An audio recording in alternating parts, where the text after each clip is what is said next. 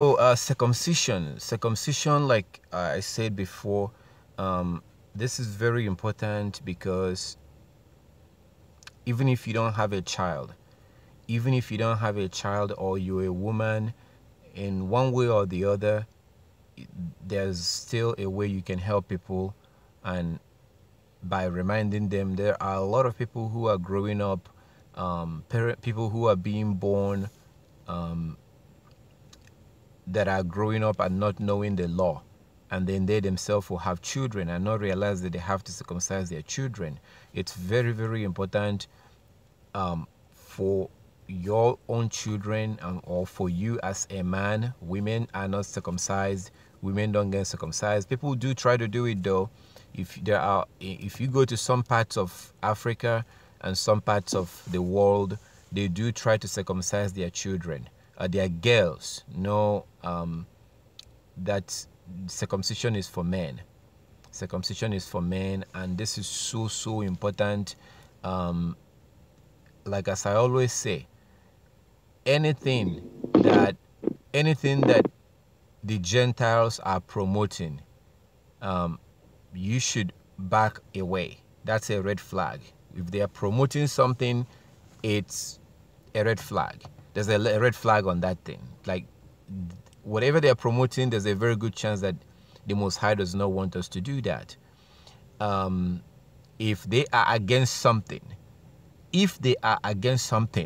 that is also a red flag. You need to check that thing out. Whatever the Gentiles are against today, you need to look into that. And this happens in different issues, different topics. If you look into Apocrypha, the same thing. So typically when the world or the Gentiles is against something, if you look into that, there's a very good chance that the Most High wants us to do that thing. If they promote something, if you look into that, there's a very good chance that the Most High does not want us to do those things that they promote. So one of those things is circumcision. Circumcision is very, very important. Extremely important. People do it for different kinds of reasons today. People do it because they say that a man is less likely to have to contact sexual disease. People do it because they say that for the men, or for they have two reasons. There are two major reasons why I hear people talk about circumcision and they do circumcision. Number one is that a man,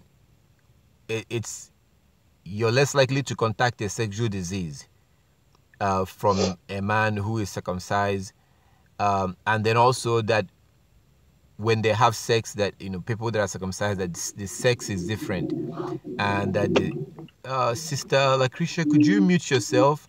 Could you mute your mic? So they say that the sex is better and the sex is good. These are the reasons why they gave to why they're circumcised. But that's not really why we do it. The only reason why I care about circumcision is because the Most High told us to do it. And according to the scripture, anybody who is not circumcised will not be saved.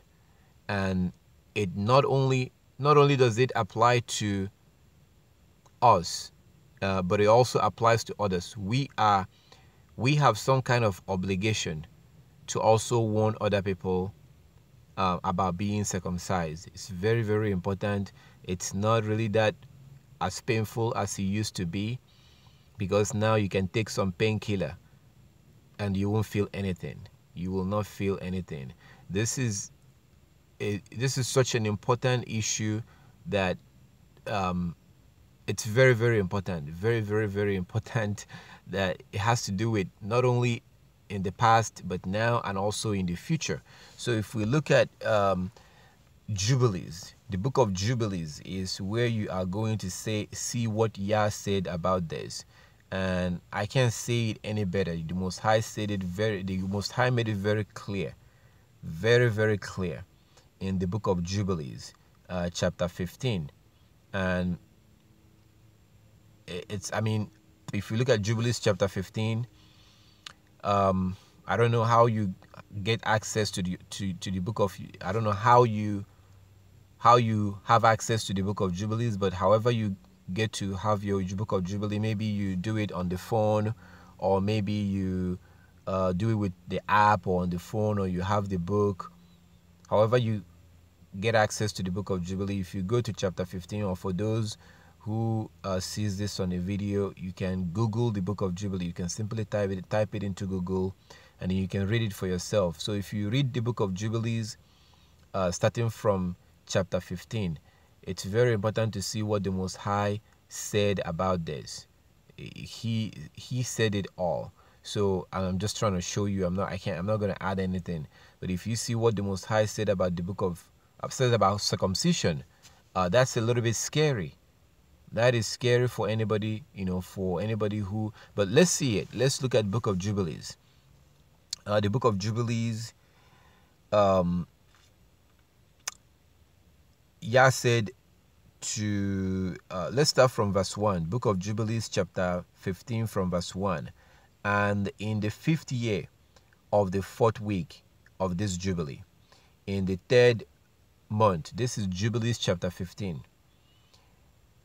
In the 3rd month, in the middle of the month, Abram celebrated the feast of first fruit of the grain harvest. Verse 2, and he offered new offering on the altar, the first fruit of the produce unto Yah. My translation here says Yahweh, which is also good. That's also correct. That's fine. If you say Yah, that's fine. If you say Yahweh, that's also correct, because that word Yahweh there, I'm going to see if I can show it to you. If you see the main original Hebrew word for the Most High, the main original Hebrew word for the Most High, I want to see if I can show you this. See that Yahweh right there? That's that YHWH. The real main the actual word YHWH. So Yahweh is the closest. Yahweh is the closest to that.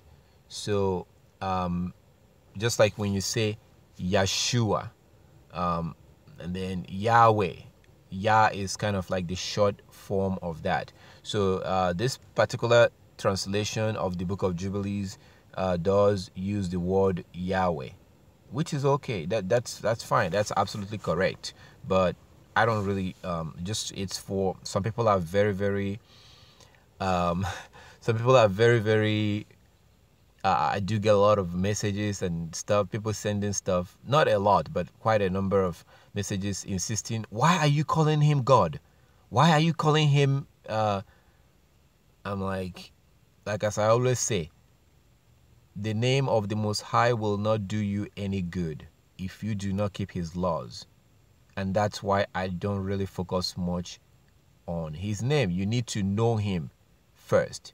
And simply knowing his name, that doesn't mean that you know him. It says in 1 John chapter 2 from verse 3 to verse 6 that by this we know that we know him, if we keep his commandment. Anyone that claims to know him but doesn't keep his commandment is a liar. 1 John chapter 2 verse 3 to verse 6. So I'm not obsessed with for you to really know. I'm more concerned of you truly knowing the Most High God and then knowing his name. You have to spiritually know him first by keeping his laws. So there are people, but I don't really get much into that. But anyway, like as I said, my concern is to actually know him, not just know his name. A lot of the Hebrews back in the time of Yeshua, they know Yah's name. They go to his house and worship, but they did not know him. So there's a difference between knowing Yah and knowing Yah's name. It's two different things. So I'm not obsessed in getting you to know his name. I'm more obsessed. I'm much more interested in getting you to know him and then knowing his name. Okay, so it says we're going to get to the part, the beginning part of Jubilees chapter 15 was the area where Abraham celebrated the feast of first fruit, which is going to be coming up very soon too. That's going to be coming up very soon, but we have to get past the Passover and the feast of unleavened bread before we get to the third feast. So it says in verse 3, let's start from verse 3, and Yahweh appeared to Abram. At this point, he was still Abram. And Yahweh appeared to Abram and said to him, I am Yahweh Almighty. Approve yourself before me and be perfect. That's an interesting translation over here. And I can email this for anyone who is interested. If you don't want to use the book of Jubilees, the one that they have God and Lord, I can email you this translation. I used to be able to share the link, but they took it out from the internet. It's no longer online. So I was able to download it before they could take it down. So they took it down. I don't know why the people that uploaded it decided to take it down, but they do take it down. So that link does no longer work. But I was able to download it before they could take it down. So this translation is not really out there right now. But I can email it to you if you text me your email address and you say that you're interested in the translation of the book of Jubilees. I'll be more than happy to email it to you, and you can easily open it on your computer or on your phone. So it says something in verse, this is what Yah said to Abraham. Jubilees chapter 15 verse 4. And Yah, or Yahweh Almighty, I am Yah, Yahweh your Almighty. Approve yourself before me and be perfect, and I will make my covenant between me and you. I will multiply you exceedingly. And Abram fell on his face, and Yah talked with him and said, Behold, my ordinance is with you, and you shall be the father of many nations. Verse 7, neither shall your name any more be called Abram, but your name from henceforth even forever shall be Abraham. Verse 8, Jubilees chapter 15 verse 8, for the father of many nations have I made you, and I will make you very great. I will make you into nations, and kings shall come forth from you. Verse 9, I will establish my covenant between me and you and your seed after you throughout their generations for an eternal covenant, so that I may be a sovereign ruler to you and to your seed after you. Verse 9, Jubilees chapter 15 verse 9. I will establish my covenant between me and you and your seed after you throughout their generations for an eternal covenant, so that I may be a sovereign ruler to you and to your seed after you. This is the major problem we have today. A lot of people are refusing to have Yah be a sovereign ruler over them. A lot of people are refusing that. And the way you refuse that is by refusing his laws and his commandment. Those that humble themselves and put themselves under the commandment of the laws and the commandment of the Most High, they are putting themselves under his rulership, to be a ruler over them, because you're doing what he said. So, and not everybody will do this. So, and that part of that is circumcision. Part of that is circumcision. So, verse 10, and the land where you have been a sojourner, the land of Canaan, that you may possess it forever, and I will be their sovereign ruler. Verse 11, Jubilees 15:11. And Yahweh said to Abraham, and as for you, do you keep my covenant? You and your seed after you. Circumcise you every male among you, and circumcise your foreskins, and it shall be a token of an eternal covenant between me and you. Verse 12, Jubilees chapter 15, verse 12. And the child on the 8th day, you shall circumcise every male throughout your generations. Throughout your generations. This was not limited to that time. The Most High said throughout your generations. There is no limit of days to this particular law. It says throughout your generations. Him that is born in the house, or whom you have bought with money from any stranger, whom you have acquired, who is not of your seed. So these are the Gentiles, because the Most High told Abraham to get away from the Chaldeans. The Chaldeans are still around today, but a lot of people don't know who they are. But they are still around. They are still around today. The Chaldeans. They are Gentiles. And there was a time that Abraham, you can see this, I believe, in Genesis chapter 10, Yah told Abraham to get away from them. So, but you see what Yah said now. Yah said here in Jubilees chapter 15, verse 12, talking about the people that are required to be circumcised. He described those who are required to be circumcised. And Yah said in Jubilees chapter 15, verse 12, and a child on the 8th day you shall circumcise every male throughout your generations, him that is born in the house, or whom you have bought with money from any stranger, whom you have acquired, who is not your seed. Who is not your seed. There were people around before Abraham. Those that came from Abraham from that point on became Hebrews. And you have two types of Hebrews. You have Hebrew Israelites and you have Hebrew Ishmaelites. Those that came from Esau, or even from Esau. Yeah, Esau is also a Hebrew.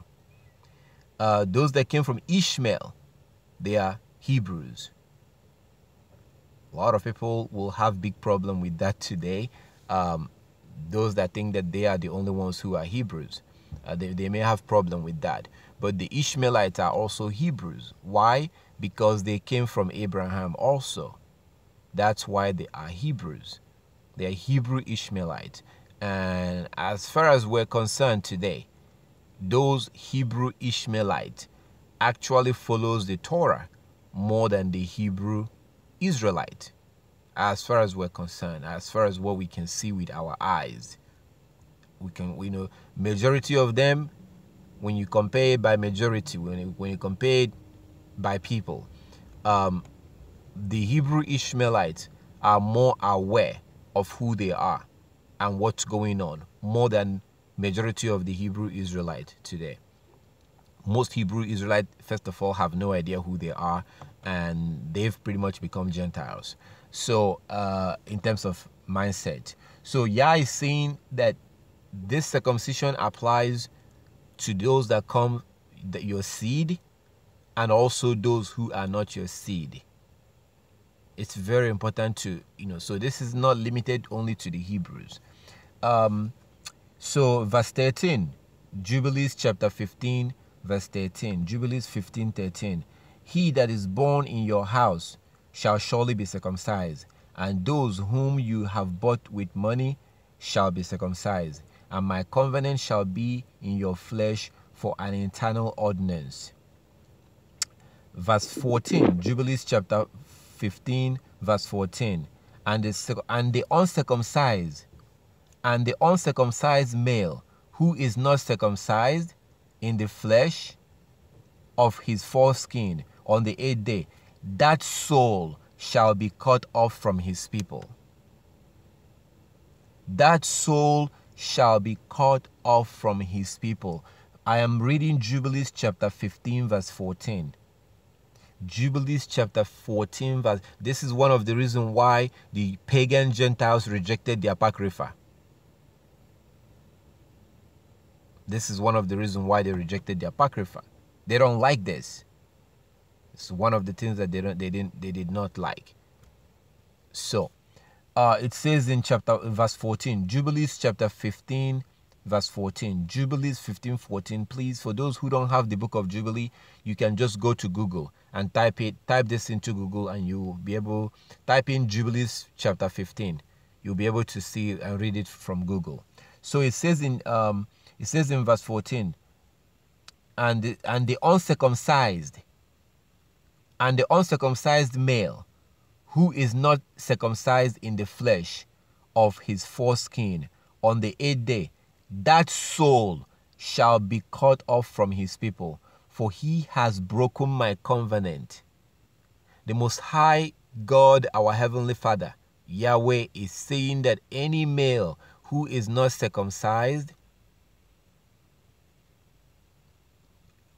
that soul, not the flesh, it says the soul.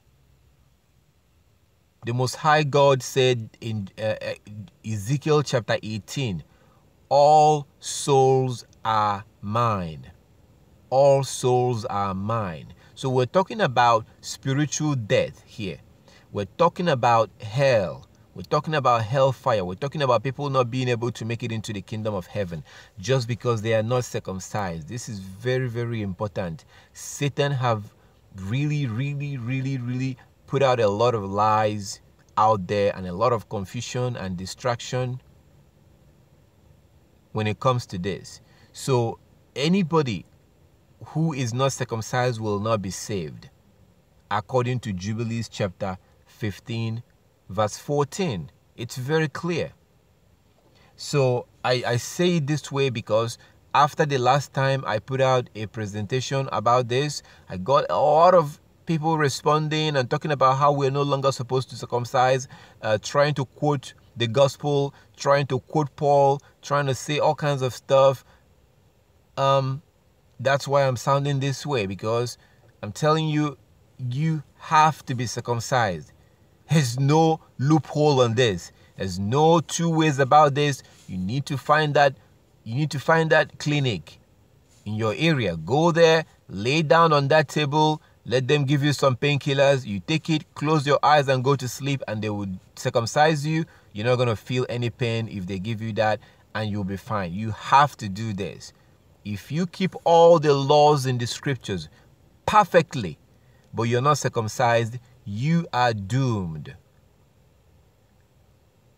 And I have two major ways of delivering a message. Two major ways. It's either I am screaming, rebuking you, or I'm pleading with you. I do that when we study. I plead with people. I'm pleading with you for those that have children, for the men that are not circumcised. Please, you have to be circumcised. You have to do this. Your salvation depends on this. If you keep every single other law perfectly, like tight, complete, but you are not circumcised, you're not going anywhere. You are doomed. You have to do this. Jubilees chapter 15 tells you that. This is the reason why they had to get rid of the book of. This is the reason why they had to create the book of Genesis. The book of Genesis was created out of the book of Jubilee. Because if you go into the book of Genesis, you're not going to read this in details as you can read in the book of Jubilees. So anyway, we continue in chapter that verse 14. Let me read that verse 14 again. Jubilees chapter 15. Like as I said, I have this translation over here. If you need it, email me, or actually the best thing will be for you to email me. That will be easy for me to just forward you the translation of the book of Jubilee, or you can just text me your email and I will send it to you, or you can just go to Google and type in Jubilees chapter 15. That book of Jubilee is already on Google. Type in Jubilees 15, Jubilees chapter 15, and you read it for yourself. In verse 14, it says in verse 14, and the uncircumcised male who is not circumcised in the flesh of his foreskin on the 8th day, that soul shall be cut off. That soul shall be cut off from his people, for he has broken my covenant. And remember, this applies to everybody. This applies to everybody, everyone. Okay, this applies to everyone: white, black, yellow, Chinese, according to what we saw earlier. Every male have to do this. Okay, so it says in verse 15, and Yahweh said to Abraham, as for Sarah, your wife, her name shall no more be called Sarai, but Sarah shall be her name. The reason why we're gonna get into about name, and we'll see later on. We'll see the reason why the Most High said that wanted her name to be changed. The Most High wanted Abraham's name to be changed. The Most High wanted Sarah's name to be changed. Like as I said, I've been collecting names in the scriptures. I got a question yesterday. Somebody that was asking, I think they are considering changing their name, and they're kind of like looking at the meaning of the names. There is something a homework that I've been doing for some time now. I have been getting names from the scripture. So when I get a name, let's say Zachariah, I will get what it means in Hebrew, who answered that name, their circumstances, their tribe, and things like that. So when we do a class, I'm going to present all of those to you. So you will see all these names in the scripture. You see a lot of names from the scripture, and you see their meanings, and then you can choose a name for those that want to choose a name. You are not going to go to hell if you don't have a Hebrew name. You will not go to hell for not having a Hebrew name. But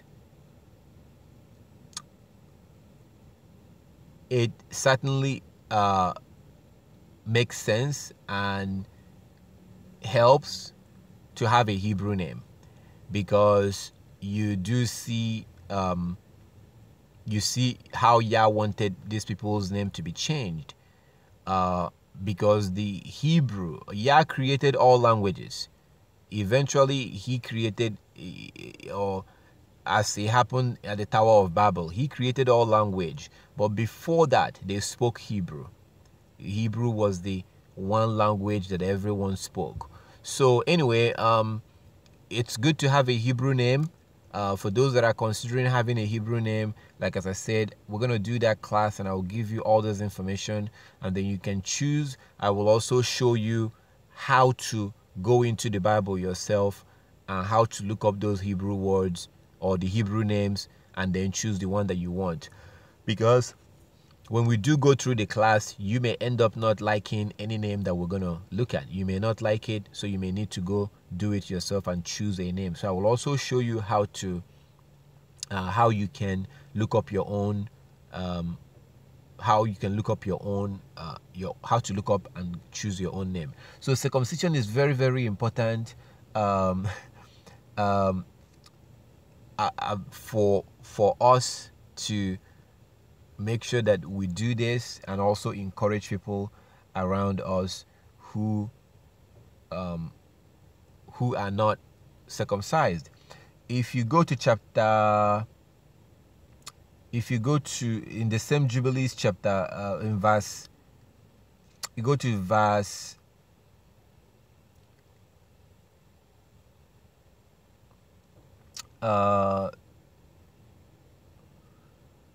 still in Jubilees chapter 15, Yah talked about how everybody, including the children, and everyone must be circumcised, and non-Israelite are also required to be circumcised. And then if we start from verse 21, in verse 21, it says, "My covenant I will establish with Yischek, Isaac, whom Sarah shall bear to you in these days and in the next year." Verse 22, Jubilees chapter 15, 22, Jubilees 15, 22. "And he left off speaking with him, and Yahweh went up from Abraham and Ishmael his son, and all that were in his house, and whom he had bought with his money, every male in his house, and circumcised the flesh of their foreskin." It's also worth pointing out that Yah told Moses, or told Abraham, to circumcise every male in his house, including those that he bought with money. Those that he bought with his money. I'm pointing this out for a reason, because this is one of the reasons why one of the things that will show you that the world today don't really know the Most High. Because when you talk about having a slave or having a servant more of like, most people will think that that's not, they will never know that. So, but you don't see Yah condemning Abraham for this, for having a servant. It's just a very important point that will begin to give you an idea of how different the world do see the scriptures today. People have pretty much made up their own God. We've basically made up our own gods in our mind of who we think God is and what we think he's going to do. I got a call yesterday, and somebody was telling me that, well, she feels this. She feels, she feels that it's this way. Well, she feels that it's not really a good idea, or so it's all about what she feels and what she feels. And then when I ask her a question, then she will tell me, well, I never thought about it that way. So we have to be careful in the things that we feel, and we have to try to stick to the word of the Most High. But unfortunately today, most people don't really know, the Most High. So pointing out the fact that Yah, our Heavenly Father, said to Abraham that not only will your seed be circumcised, but those that you bought with money. Okay, that's a very important point that I just want you to keep in mind. Then in verse 23, Jubilees chapter 15, 23, Jubilees 15, 23, "And Abraham did according to as Yahweh had said to him, and he took Ishmael and all that were born in his house, and whom he had bought with his money, every male in his house, and circumcised the flesh of their foreskin."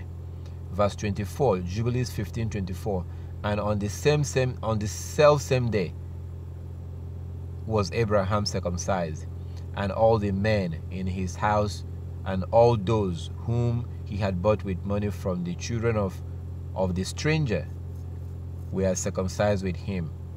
Verse 25, Jubilees chapter 15, 25, "This is law. This law is for all the generations forever." Jubilees chapter 15, verse 25. Jubilees 15, 25. It's clear. Please don't act like a Christian. Don't think like a Christian and think, well, I don't believe in that book. That book is not real, because you just humble yourself and get circumcised. You can't fight this and you can't win this. It's Yah's way or no way at all. So it says in verse 20, verse 25 really puts a nail to that coffin. Verse 25 puts a nail to that coffin. There's no question about this. And like as I said, I'm very concerned about this because I see the way that people respond. People don't take this seriously. But if you keep all the laws perfectly, but you're not circumcised, you will not be saved. And it's a big deal. It's a big deal. So it says in verse 25, this law is for all the generations, forever, and there is no circumcision of the days, and no omission of one day out of the 8th day, for it is an eternal ordinance, ordained and written on the heavenly tablet. Verse 26, and everyone that is born, the flesh of whose foreskin is not circumcised. Verse 26, Jubilees chapter 15, 26, and everyone that is born, the flesh of whose foreskin is not circumcised on the 8th day, belongs not to the children of the covenant of Yah, made with Abraham, but to the children of destruction. But to the children of destruction. Nor is there, moreover, any sign on him that he is Yahweh's, but he is destined to be destroyed and slain from the earth, and to be rooted out of the earth, for he has broken the covenant of Yahweh, or Yah, our sovereign ruler. This is verse 26 of Jubilees chapter 15. Verse 26 of Jubilees chapter 15. That circumcision on you is a sign of that covenant he made with Abraham. The Most High God also has another covenant he told us about, which is the Sabbath in Exodus chapter 31 from verse 12 to verse 8. And the way you keep that covenant is by keeping the Sabbath. If you're not observing his Sabbath day, you're not keeping that Sabbath. So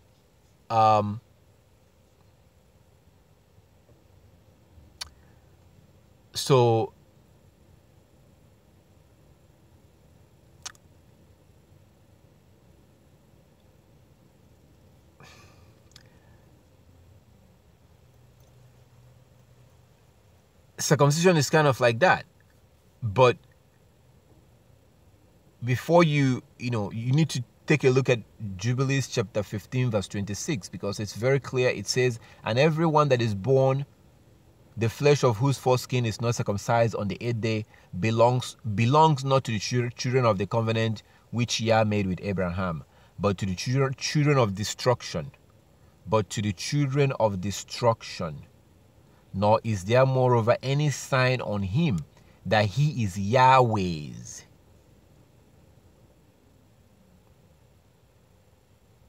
But he is destined to be destroyed and slain from the earth, and to be rooted out of the earth, for he has broken the covenant that Yah made with Abraham.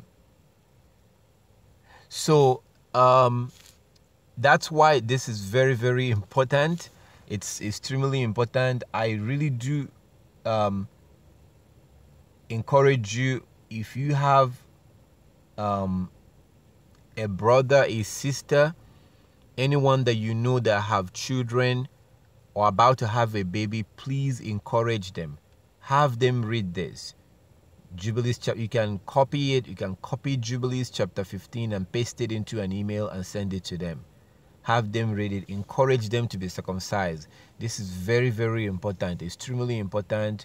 And the Most High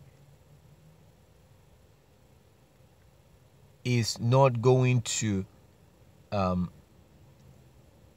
he is not going to compromise on this. There will not be any compromise.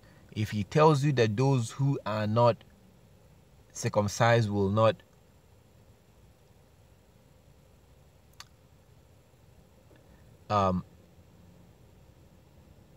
sorry, I have some people posting stuff over here and it's kind of a little bit distracting, but anyways, so if Yah says that anyone who is not circumcised will not be saved but destroyed, that's exactly what he means. And we have to be careful to not think that, yes, Yah said that, yes, God said that, but surely he is a merciful God. He's going to change his mind. That is a dangerous thinking. That is very, very dangerous, because he never changed his mind when the Israelites came out of Egypt. He never changed his mind during the time of Noah. He will not during the Sodom and Gomorrah. He will not change. The Bible have already told you, like Yeshua told you, Christ told you in Revelation 22:14, those who will be allowed into the kingdom of heaven are those that keep the law.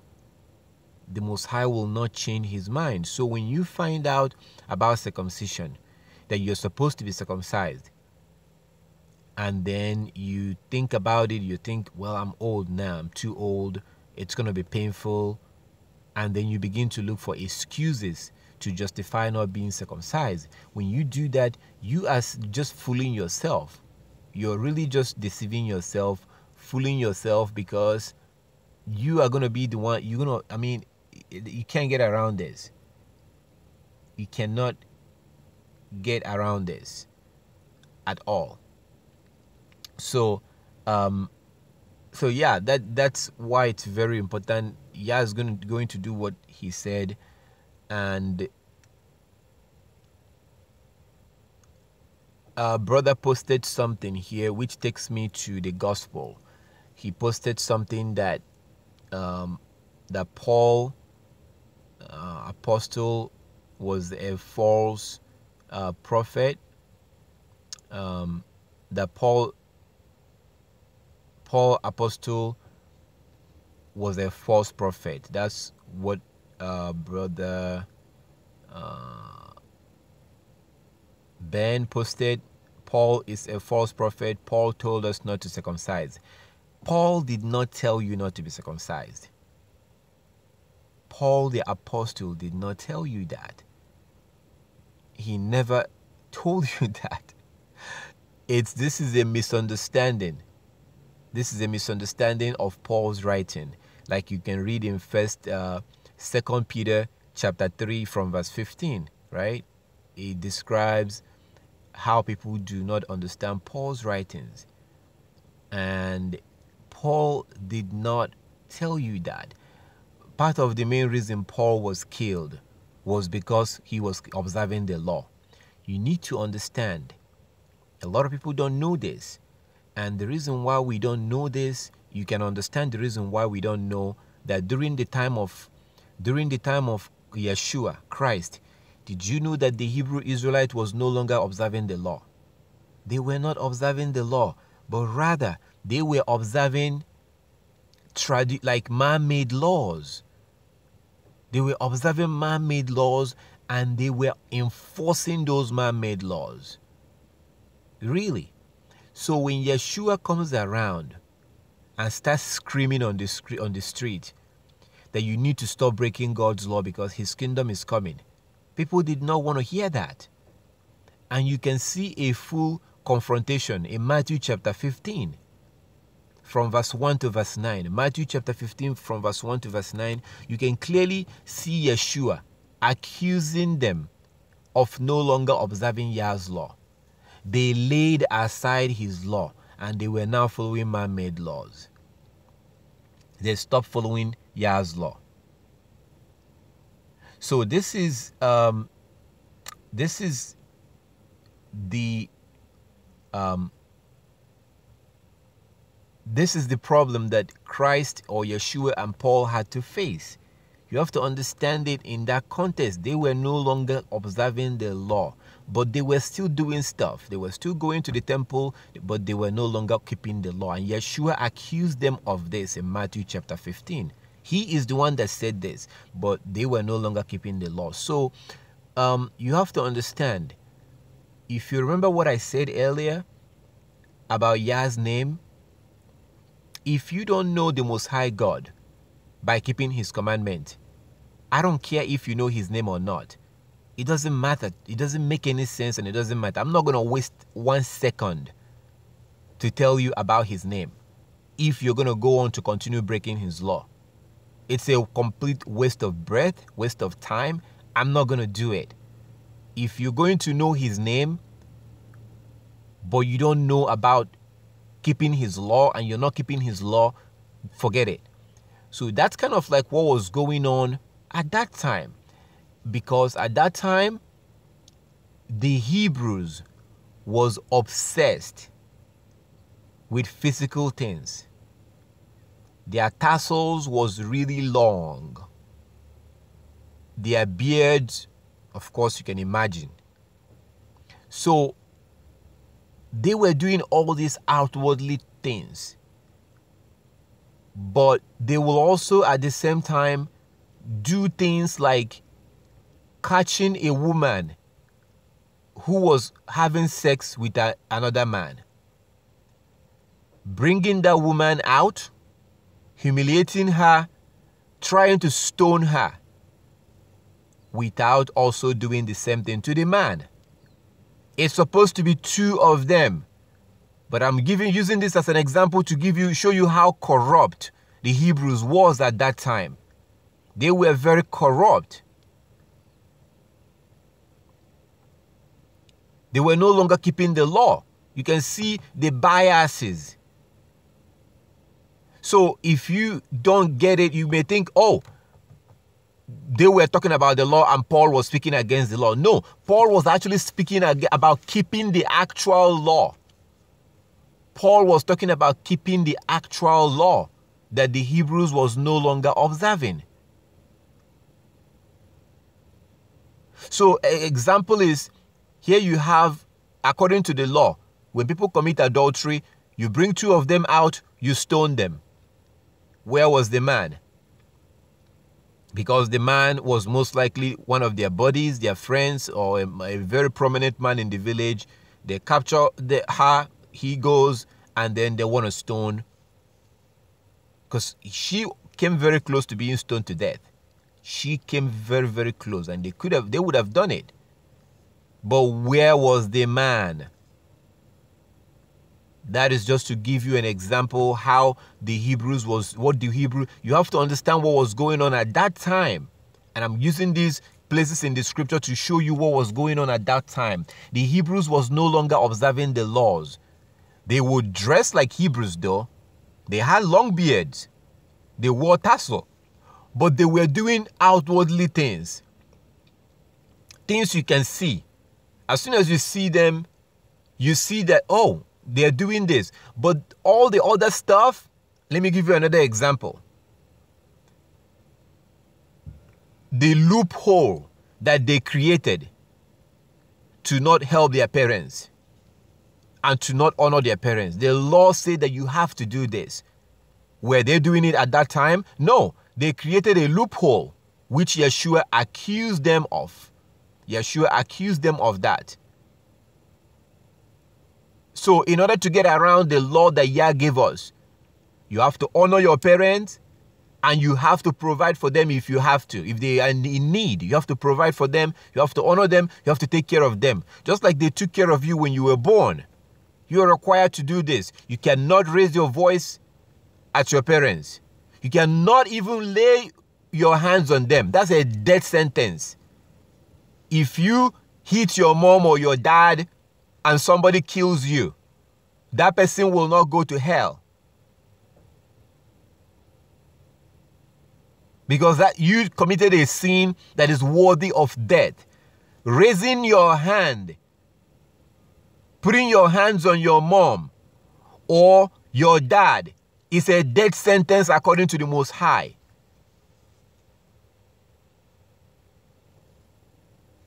Your mom carried you for 9 months, went through all kinds of pain and suffering and misery to give birth to you. Your dad worked hard to provide for you. They did all this to protect you and nurture you. We don't do this the way the Gentiles do it. According to the Gentiles, you turn 18 and you move out. That's it. See you. No. It's not done like that. With the Hebrews in the Bible. No. You can't abandon your parents. You have to take care of them. They took care of you. When you get older, or they get older, you have to take care of them. And then when you have your own children, eventually your own children will also take care of you. See, when you understand, when your parents teaches you this, as they are required to, according to Deuteronomy chapter 32, verse 46, if they teach you all these laws, and they take care of you, when the time comes, you do the same thing. You can't be eating 3 times a day while your mom or your dad is hungry.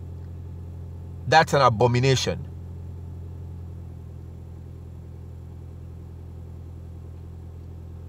You cannot be in a warm room or warm apartment, turn on your heater at night, and sleep well in your bed while your parents have no place to stay. That is an abomination.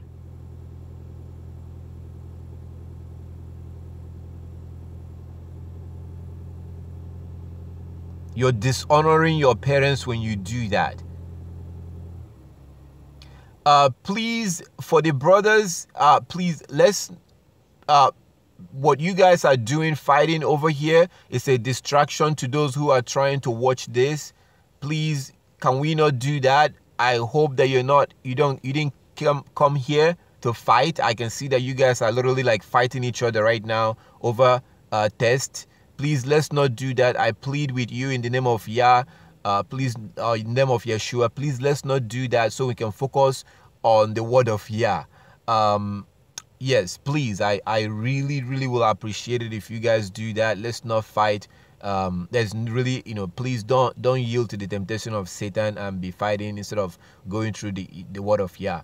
So a lot of people don't know this today. A lot of people don't even understand. A lot of children are not taught this. And if you don't teach them right now, they will grow up and they will, by 18, they will move out. All they will be thinking about right now is how to get to 18 so they can get away from you. No, you have to teach them so that they will take care of you. And then when they have their own children, their own children will also take care of them. See, however you treated your parents right now, that is the way your own children will treat you. It will eventually come back. If you treat your children, the way you treat your parents now, if you're mean to your parents and you're disrespectful, eventually your children will do the same thing to you. It's just a matter of time. You may think that this is crazy. You may think that, oh, that's not going to happen. But by the time it begins to happen, it will be too late. Whatever you sow is what you will reap. Sometimes it takes a little time for you to begin to reap it. Whatever you sow is what you will reap. So you have to, first of all, for the parents, you have to teach your children, and the children, you have to know that we don't do this the way the Gentiles do it. According to the Gentiles, as soon as you turn 18, you move out. You move out, you go find an apartment, you go, if your parents need money, you give them money, it's a loan. No, we don't do that. You do not do that. Even till this day, my mother and my family, because, you see, the Hebrews think different from the Gentiles. The Hebrews think differently from the Gentiles. The Gentiles, according to the scriptures, are supposed to be taught by the Hebrews. But the problem is that we now are now following the Gentiles, and it's not really working out for them. It's not working out. You see all these old men and women struggling. These are people with grandchildren struggling. Sometimes they will become homeless. but they have grandchildren. They have children and grandchildren. How in the world can a 80 years old, 70 something years old woman or man be homeless when they have children? How is that possible? So the ways of the Gentile when it comes to this is not really working out. It's not working out for them. So we will be fools to follow their way.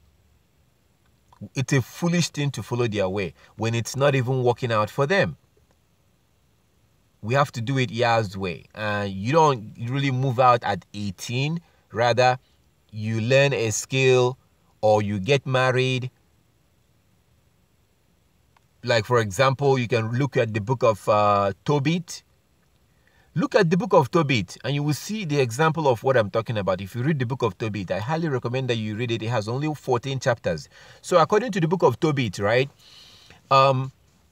you see that when that young man eventually got married, when he got married, because his wife was the only child, he got married, his wife was the only child of her parent. Eventually, they took her mom in. They took on her mom. So what I'm talking about here is like, let's say I got married. I got married and my wife was the only child that her parents has. And then her mom got older, her parents got older. You see that they took them in and her parents stayed with them. The Gentiles will not do that. Most Gentiles will not do that. That's why they have something called the convalescent home. But go and study the convalescent home. Go study it. You see that people tend to die more. Once somebody gets taken to those convalescent home, they die more. They tend to die much faster. Please go look it up. They have a study on this. It's been proven when an old person gets taken to a convalescent home, they will die way faster than they would have if they stayed among family. Why is this? Because if you go to convalescent home, you see when you go to those, any home where you have elderly home, where you have other people who are elders, when you go there, you see a bunch of old people. Many of them are very, very miserable. They've pretty much been abandoned there by their children. Their children will come maybe once a month to see them or once every 2 months to see them. These people are miserable. They wake up in the morning, there's nothing to do. Everything is done for them by somebody who is being paid to do it. Then they go outside and they sit. There's not much to do. So these people they're just waiting to die. That is ridiculous. That's not the way it's supposed to be. It's supposed to be that after you raise your children will raise you, will take care of you. And when an old person is around children, when old person is living with family members and they can see their grandchildren and their grandchildren are like all over them, climbing on them, peeing on them, pooping on them and doing stuff like that to them. It may be annoying, but they like it because it keeps them busy. They are interacting with their grandchildren. They are, by the time nighttime comes, they are exhausted. They want to go to bed. So it gives them something to do. It's different from sitting in an elderly home and just sit there. There's not much to do. You have a bunch of other old people who are disgruntled all around you. These people die more. So it's not working for the Gentiles. Why are we following their way on this? And now is the time to be able to lay that foundation and be able to do it the right way. This is the time to teach your children this. And they need to understand. If you're a kid, you need to understand. However you treat your parents is the way your children will treat you. When that time comes, you will look back and you will think, there was the one time that I was hearing this brother say this. I didn't know that this was going to happen. I'm telling you, eventually one of your children will become a maniac. One of your children will become crazy.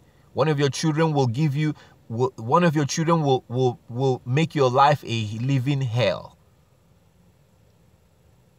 And that's how you're going to be paid back if you make the life of your parents a living hell right now. Eventually, what goes around will come around. Sister Georgia, could you mute yourself? So it's very important to understand this. So according to their own statistics, old people that are taken to the convalescent home, they tend to die much faster than when a family is with the, when that old person is with the grandchildren and living there. That's the way it's supposed to be. When I was building my house, as a family home. A family home. I have my own section in the house. My family have their own section. That's how we live. We don't live like the Gentile, like once your children turn 18, they are off and that's it. No. Because once they are off, that connection has been lost. And if you only get to see them once every 6 months or once every 3 months, and you talk on the phone and text, that's not enough. That's when that disconnection begins. So by the time you are 50, you're 60, 70, that connection is not there. By the time you get to a point that you can no longer take care of yourself, they will take you and dump you in a convalescent home. So please, even if you're a Gentile, don't follow that mindset. You have to do this in a Hebrew way. And that's what that's the way it's supposed to be done. Like as I said, as an example, my house, my mother lives in my house. But when I was building the house, I did it in a way, specifically built the house to have a section for me and my family. So I have a section of the house that, has its own section for my family.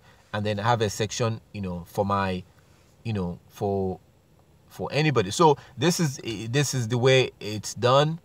So this was just an example of the things that the Hebrews was not doing during the time of Yeshua. They figured out a loophole. The Hebrews figured out a loophole of how you can avoid taking care of your parents. They figured this out. And you see Yeshua accusing them of this in Matthew chapter 15. Now, let me ask you, if these Hebrews really cared about the law of the Most High, why would they try to figure out a way to to get around doing what the law says about taking care of your parents? They figured out a way to, so that showed you. So this was the people that you have around when Yeshua came around.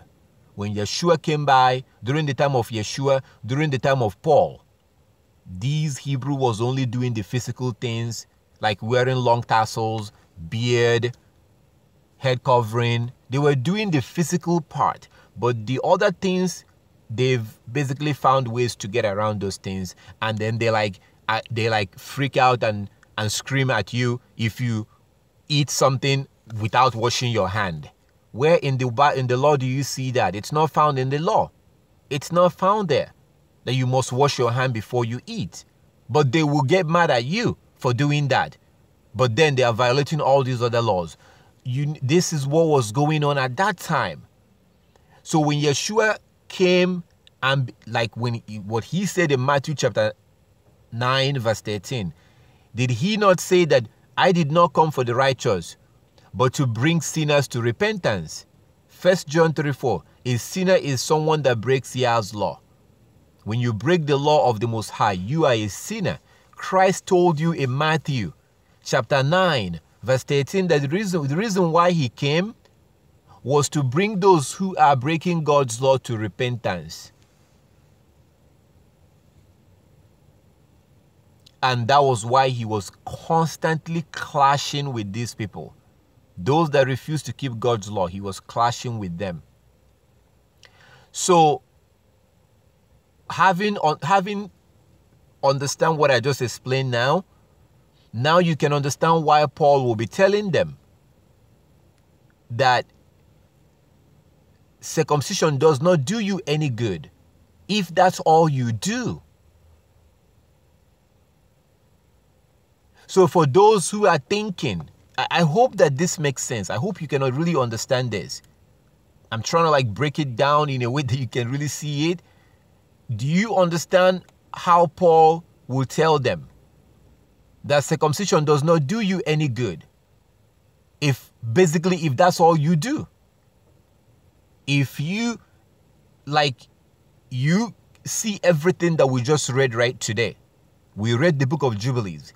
If you look at the book of Jubilees, chapter 15, and you see what it clearly says about that those who are not circumcised will not be saved. They are already destined for destruction. If you see that and you freak out and you go get circumcised, right? You get circumcised, but you don't keep the Sabbath. You fornicate, you eat pork. That circumcision does you no good. Doesn't do you any good. That's what Paul was trying to explain to them. The people that he was dealing with, that was their mindset. So they will see something like Jubilees chapter 15, they will get circumcised. They put on their tassel, they grow their beard. But they were finding loopholes to get around other laws. Even when it comes to taking care of their own parent. Think about that. That's what was going on during the time of Yeshua. So does that make sense to you that Paul will tell them that circumcision does them no good?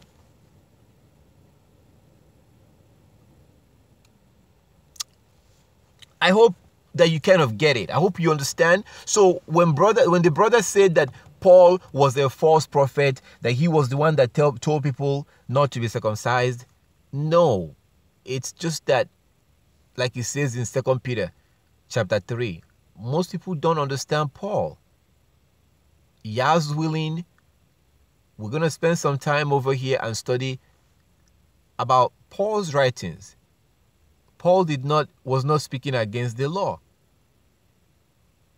How can Paul tell you not to be circumcised when the law clearly tells you that this is something that should be done forever, from all generations? How can Paul tell you that? If you say, and I'm going to leave it at that, I don't want to go too deep into Paul right now because I want us to spend time and just study that alone. And I'm sure that your mind, like, you will be surprised when we do study Paul's writings, and I will show you certain things. Your mind will be blown away, like the things that you will see. So, if you say that Paul was a false prophet by teaching us not to be circumcised, if you say that, then who is Yeshua? Who is Christ? If you condemn Paul, if you fall for the disgusting propaganda that the pagan people known today as Christian have put out there, because Christians will like you to believe that we're not supposed to be circumcised anymore because Paul said so. If you believe that, then you've fallen for their lies. And if you do fall for that lie and say that Paul the apostle was a false prophet, then who is Yeshua? If you think that Paul apostle was fake, was teaching against the law, and you condemn him, who is Yeshua to you? Because we see Yeshua approving Paul. Do you see this? So who's going to be next when you're done condemning Paul? Who are you going to condemn next? Maybe Peter. Maybe eventually you get to Yeshua. And I guarantee you eventually you're going to creep up into condemning the Most High God also. Let's be careful. Just as I always tell people, just because you don't understand something, if you don't understand something, leave it alone. If you don't understand something, leave it alone. Don't accept it and don't condemn it either. That's a safe place to be, a humble place to be, a safe place to be. I got a call like 2 days ago. When I finally called that person back, they were trying to bring something to my attention. Now, most people will hang up immediately. They were saying stuff, talking about some stuff.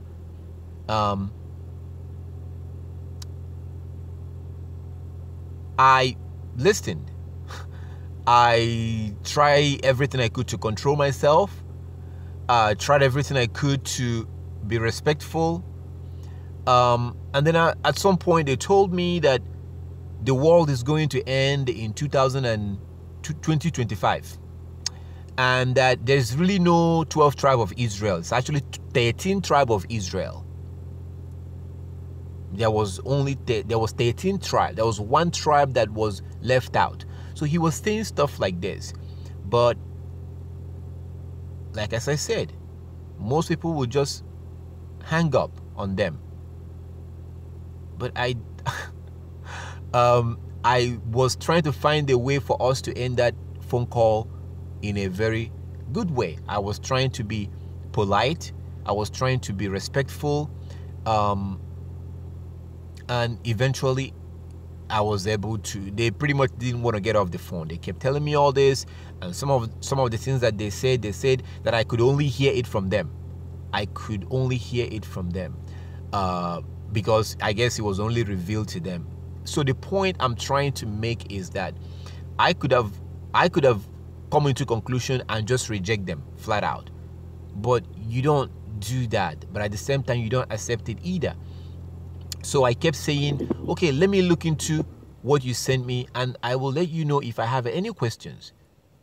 So the point is, just if you don't understand something, don't just condemn it or accept it. Be neutral. I have seen people today who claim that they don't believe in the New Testament. But if I begin to ask them questions, in the prophet, who is this? What is this? If I begin to show them places that talked about Yeshua and talked about, they cannot answer those questions. So how is it that you believe that New Testament was made up, right? New Testament was made up. Yeshua never existed. In order for, I'm just saying, for someone who is being honest, if I'm being honest, before I come to that conclusion, I have to be able to have answers to all the places that talked about a savior and talked about Yeshua in the scripture. I have to be able to have answers to that. So when I do ask people like that question, what about this? What about that? What about, sometimes they will not be able to answer that question. And I will tell them, so how do you, it's like you simply don't understand it, which is fine. That's okay. It's not, being ignorant of something is not really bad. It means that you don't know. But to reject the New Testament, which is actually, I call the gospel. The Christians call it the New Testament. And so in that way, they can put a difference between the new and the old. So if you reject it, or you think that Yeshua never existed, before you come to that conclusion, you should be able to have answers when it comes to the things that was written about him in the Torah and in the gospel, in the prophet. You should be able to have answers to that. If I ask you any question and you say that you don't really know about that place, you don't know who is being described, or that you need to look into that, it shows me that you're not being honest. It shows that you haven't really studied this very well, but you've concluded that Yeshua never existed. New Testament was made up. You've come to that conclusion, and yet there are some things that you still need to look into. That doesn't make any sense. So if you, like the brother clearly said, the brother said that Paul was a false prophet. The brother said that Paul was a false prophet and that he was the one that told us not to be circumcised. So my question is, and I hope that you see where I'm going with this. If you accuse Paul, which he was not, like as I said, I've given you examples. And I promise that we are going to spend time and go through the Bible, and we'll look at Paul's writings, and I will show you some things that will definitely, you'll be very surprised, like when you get to understand what Paul was writing, giving you some information as to how corrupt and lawless people was at that time will give you an idea of what Paul was talking about. Paul was not speaking against the law. I guarantee you, if that means something to you. But I'm not just going to guarantee you. I'm saying that we will study it and you will see for yourself. I will show you. Paul was not speaking against the law. There's no way that Paul will tell you not to be circumcised. But when you look at the things that he wrote, like in Galatians, you need to be able to understand what he was talking about. And I gave you example of someone that runs off and gets circumcised but refuse to keep the Sabbath. Do you think that that person is going to be saved? Because it also says in Exodus chapter 31. Exodus 31, it also says that, Exodus 31 from verse 12 to verse 18, that the Sabbath is an everlasting covenant and we are to keep it forever. So what if somebody gets circumcised and then they don't keep the Sabbath? Will they be saved? No. So the Hebrews back then was doing the physical things, like getting circumcised, like wearing their tassels, growing their beards, covering their hair. They were doing these things, but they've abandoned the other laws, like Yeshua accused them in Matthew chapter 15. So this will help you to understand why Paul will tell them that your circumcision means nothing. It means nothing if you get circumcised, and if you get circumcised and then you don't do other things, you eat unclean food, you eat unclean food and you fornicate, you do these other things, doesn't do you any good. So if we look at the things that Paul wrote, I think you will be able to have a full understanding of this if we spend some time and really focus on Paul. Because like as I said, if you say that Paul is a false prophet and that he was teaching against the law, well, Yeshua approved Paul according to the Bible. According to the Bible, Yeshua approved him. Yeshua was the one that says to him, "Why do you persecute me?" Yeshua, that was written in Acts of Apostles, right? Paul did not write that. That was written in Acts of Apostles. So where is this going to stop? If you reject Yeshua or Paul, then, or if you question Paul's legitimacy, then you're questioning Yeshua's legitimacy also, because he was the one that approved Paul. And when Paul was told what to do, Paul actually stayed in Jerusalem. According to Acts of Apostles, he stayed in Jerusalem and Yeshua appeared to him and told him to go to Rome. The modern day Rome that you know today. Paul actually went there. Paul went there and Paul lived about 2 years in Rome, preaching the gospel to them, because he was the one that was appointed to do this. And he went straight to the Gentiles. The Gentiles he went exactly where they are. He went to Rome. Yeshua told him to do this. So the point is, if you reject Paul, then what does that say about Yeshua? Why would Yeshua appoint a false prophet? Think about that. So we're just going to look at a little bit of what Paul said, what he said in his epistles about circumcision. We're not going to look at all of it right now. Like as I say, we're going to spend some time and study this in depth so that video will be 100%. We'll spend a couple of hours and just spend that on studying Paul's writings. And I tell you, by the time we're done, you will never see Paul the same way again. So Paul said something in Romans. In Romans, he said something about Abraham. He said something. He mentioned something about Abraham being circumcised, and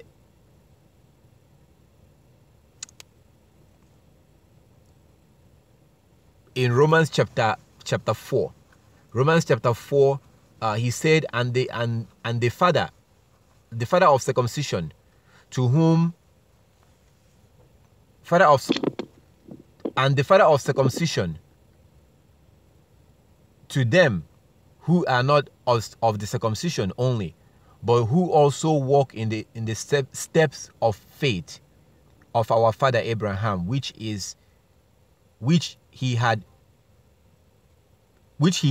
being yet circumcised, or being yet uncircumcised. So this is Romans chapter 4, verse 12. So Paul was trying to tell you that Abraham, like he said, but who also walked in the steps of faith of our father Abraham, which he had being yet circumcised. So if you read in the book of Romans, it sounds like Paul was saying that Abraham's circumcision did not do him any good, because he had faith and he was justified by faith. But as we read in the book of Jubilee, right, we clearly see Abraham being circumcised the same day, and circumcising all his household the same day that he was told to do this. You will even see this in the book of Genesis. How then can Paul see all that and turn around and told you that circumcision means nothing? Paul knew exactly, he knew the Torah.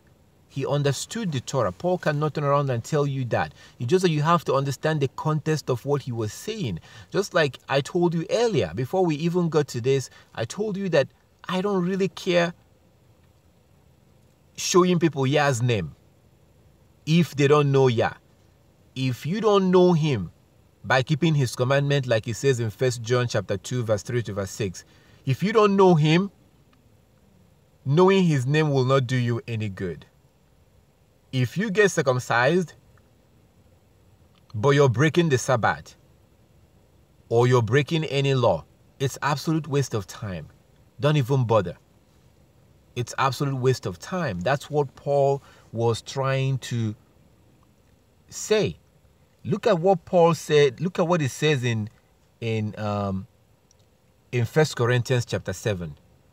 1 Corinthians chapter 7 will confirm what I just explained right now. 1 Corinthians chapter 7. So in 1 Corinthians chapter 7, it says from verse 17, 1 Corinthians chapter 7 from verse 17, you will clearly see exactly what I just explained. That's exactly what Paul is trying to say. So 1 Corinthians chapter 7 from verse 17, but as Elohim had distributed to every man, as Yah had called everyone, so let him walk. And so ordain I in all churches, or in all congregations. Verse 18, 1 Corinthians chapter 7 verse 18. Is any man called being circumcised? Let him not be uncircumcised. Okay, please listen to that. I hope everyone is reading, because I'm going to ask you something, and please, you're going to have to answer this question. You're going to have to answer this. So Paul said in 1 Corinthians, please, everyone, try to look at this from your Bible, just to make sure that I'm not reading from the wrong place or something, or maybe reading it wrong. In 1 Corinthians chapter 7, verse 18, Paul said, is any man called being circumcised? Let him not become uncircumcised. Is any called uncircumcised? Let him not be circumcised. Now, my question, and I really would like people to participate and answer this, is it possible for somebody to become uncircumcised? If you know about circumcision, we have a lot of parents over here, a lot of parents, you guys are parents, you obviously took your child to be circumcised. Is it possible for somebody to become uncircumcised? Can you right now decide that to go undo that circumcision? Is it possible? Can someone answer me? I need everybody to answer, please, if you can. Is it possible to become uncircumcised? No. What's up, brother? No. Is it possible?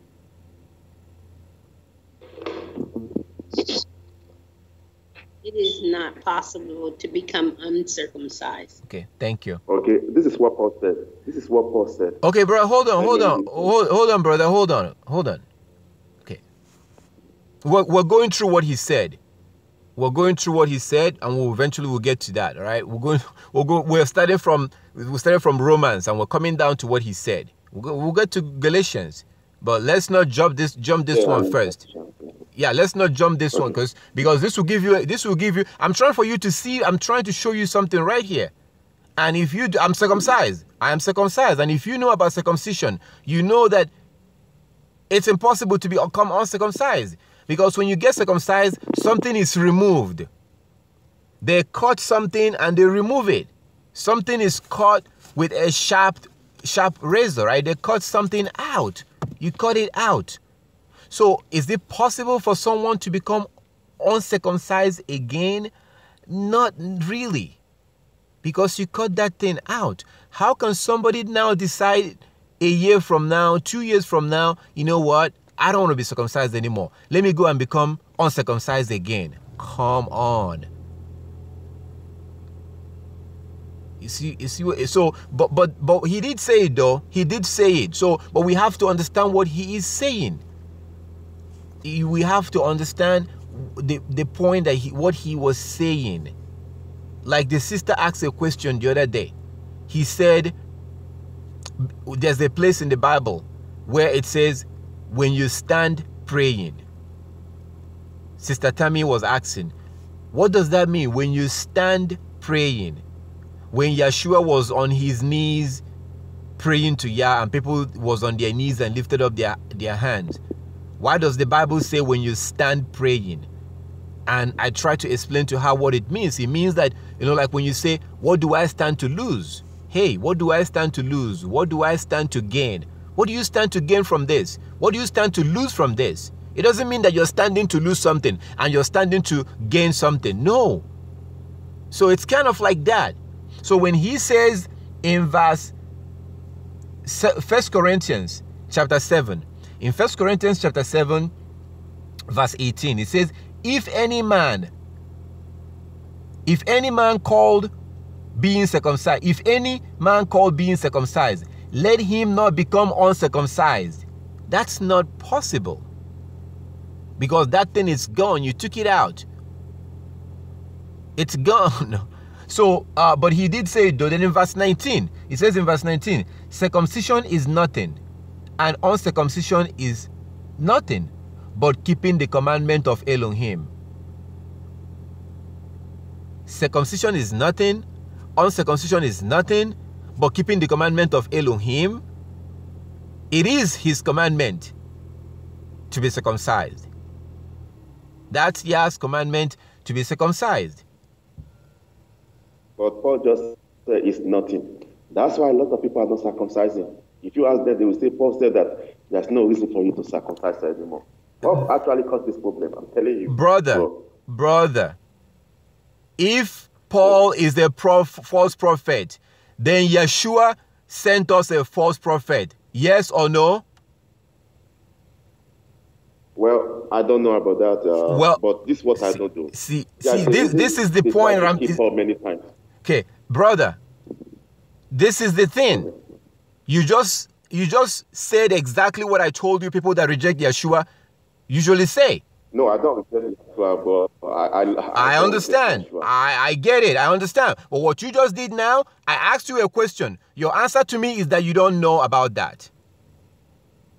No, I don't know if actually I believe so much in Paul writing before, but for the past years I've been observing Paul writing. Most of Paul writing actually go against Most High law. Okay. Most of the law we are breaking, Paul actually told us to break it. No, Paul did not tell you that. Listen, brother. Okay, I'm gonna do this. I'm gonna do this. All right. Listen. I will tell you where Paul said that. Brother, hold on. Okay, we're live online. We're live online, and what you're saying is wrong. I'm not gonna let you do. I'm trying to show you things, but if you don't want to see it, that's up to you. I asked you a question and you did not answer that question. My question to you is, if Paul is a false prophet, like you said, that means that Yeshua... hold on. I'm going to let you talk. If Paul is a false prophet, like you said, doesn't that mean that Yeshua Christ, sent us a false prophet to teach us? Yes or no? Isn't that the case? Okay, hold on. Okay, let me give you more options. Let me make it easy. Let me make it easy for you. You answered this question already. It's either yes or no, or you don't know. Right? I don't know if Christ sent Paul. I don't know, to be honest. If I don't, I'll tell you. So what do you think about Acts chapter 9? I have to go and read it. Okay, but, what do you think about what do you think when it was written in Acts that Paul encountered Yeshua on the way, and he says, "Why do you persecute me?" What do you think about that part of the Bible? But if you read Paul writing, Paul account was actually different though.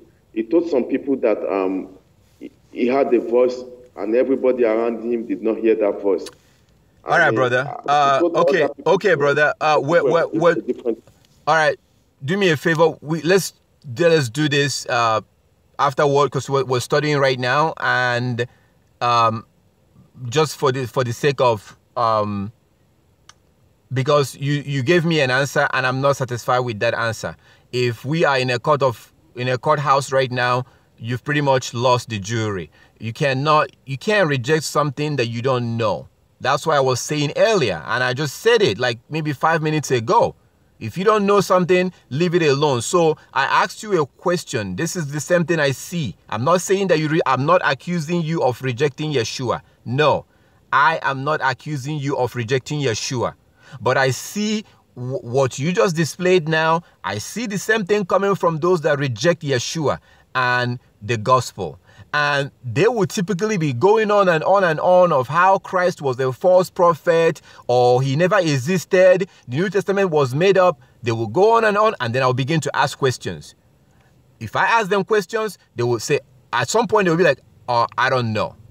I'm like, okay, you don't know. So my question to you now was, like you said, and you're still insisting on that. You're still insisting. Okay, bro, let's not interrupt. Don't interrupt. Okay, like I said, I'm trying to correct the things that you see. The reason why I'm doing this, let me tell you why I'm doing this. Okay, sir.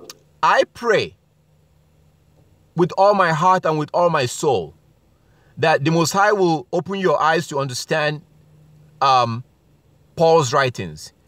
If there was people 2,000 years ago who did not understand Paul's writings and was twisting it, 2,000 years ago, there were people who did not understand Paul's writing.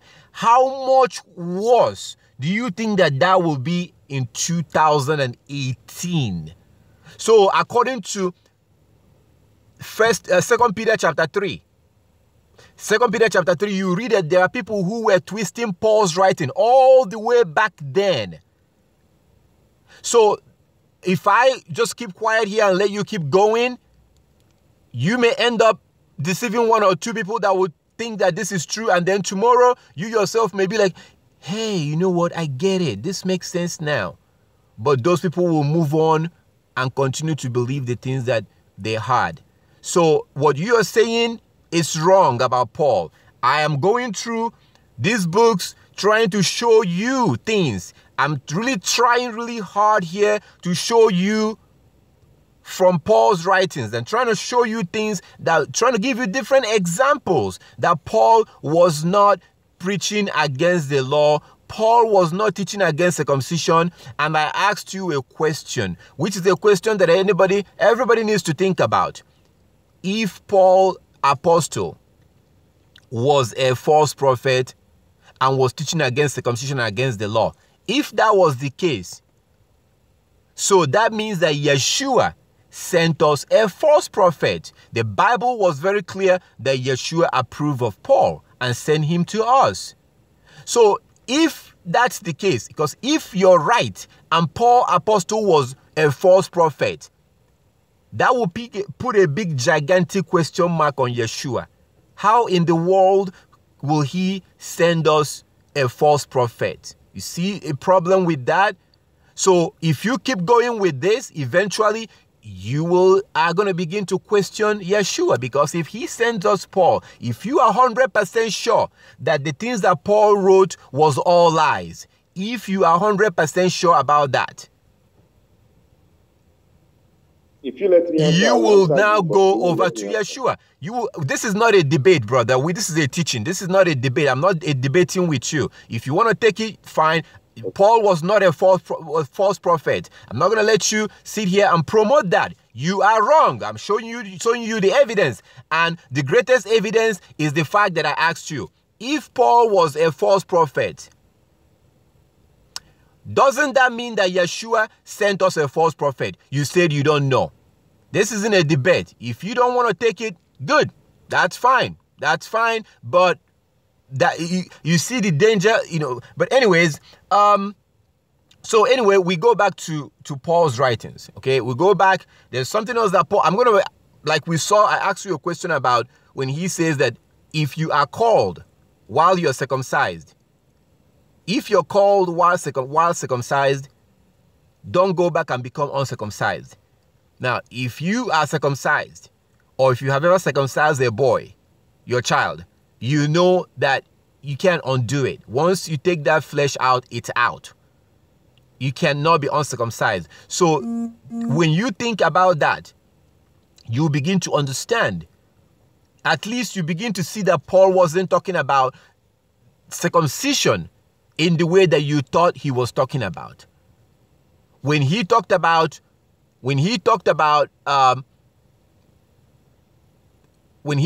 Abraham being justified by faith and not by circumcision, when we study about Paul, we are going to look at all of that, because Abraham had faith in the Most High while he was still living in his father's house.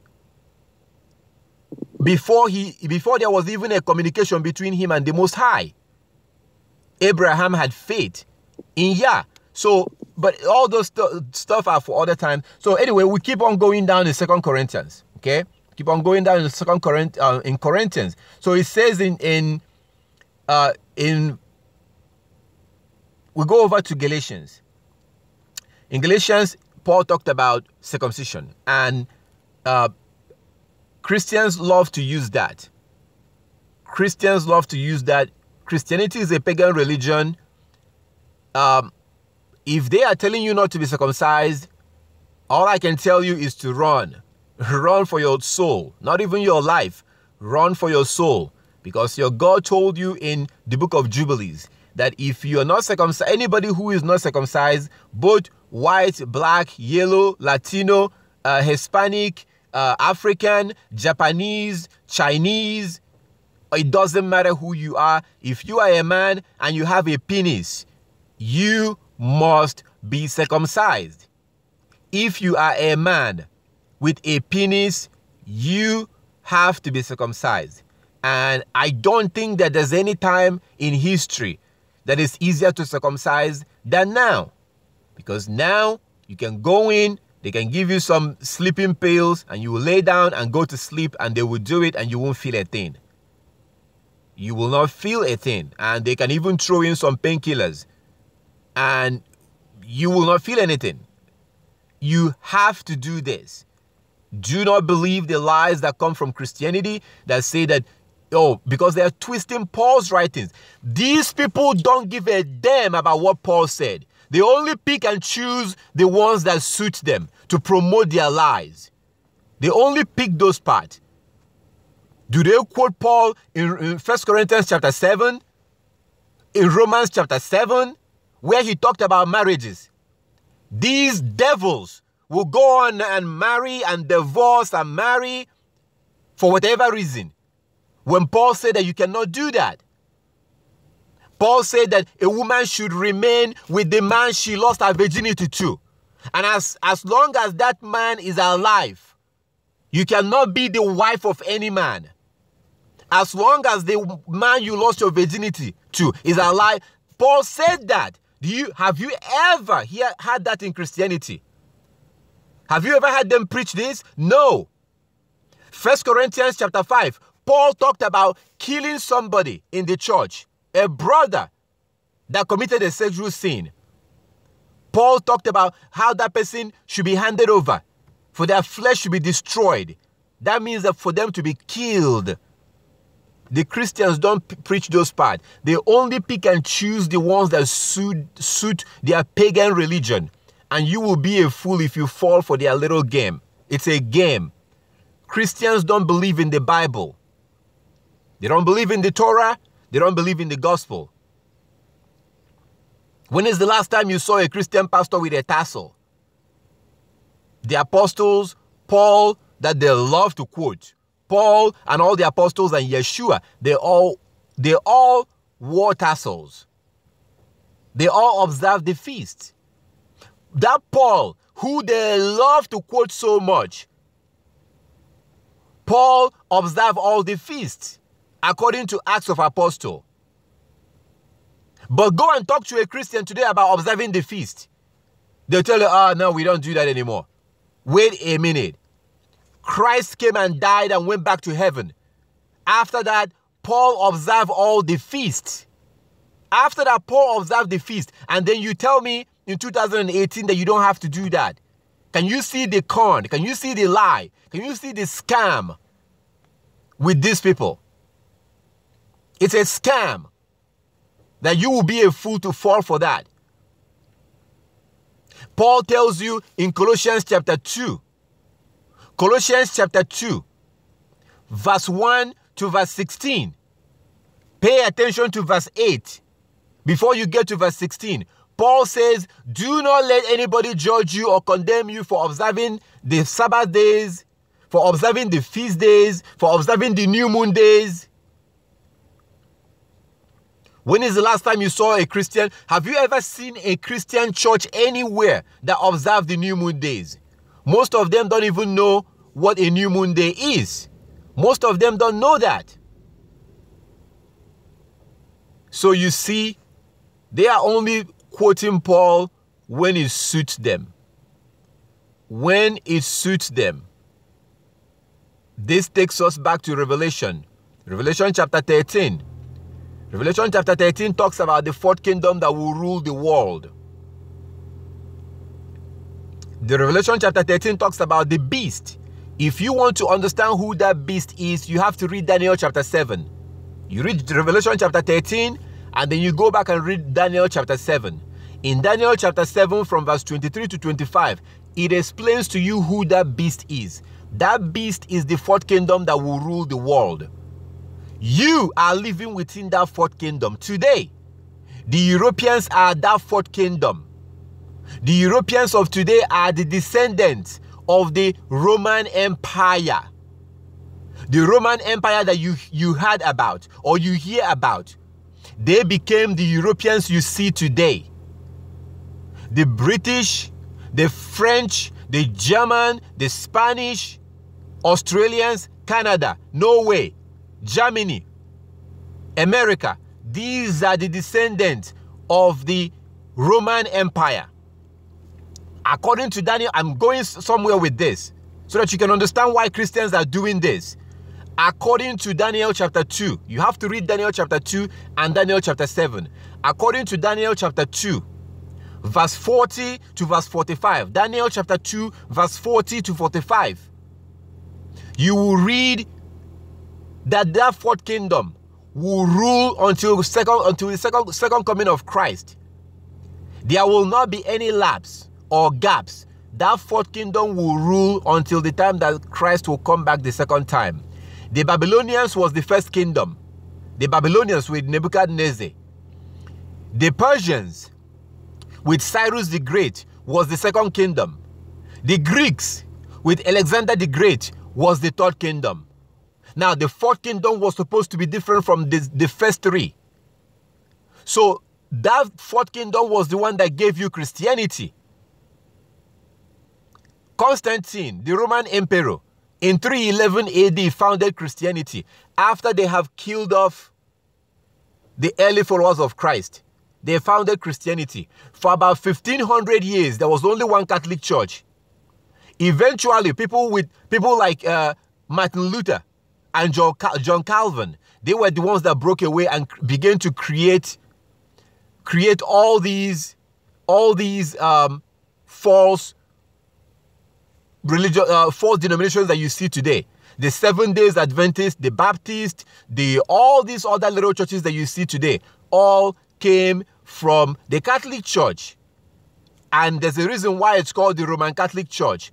That Roman Catholic Church was created by the fourth kingdom that was supposed to rule the world.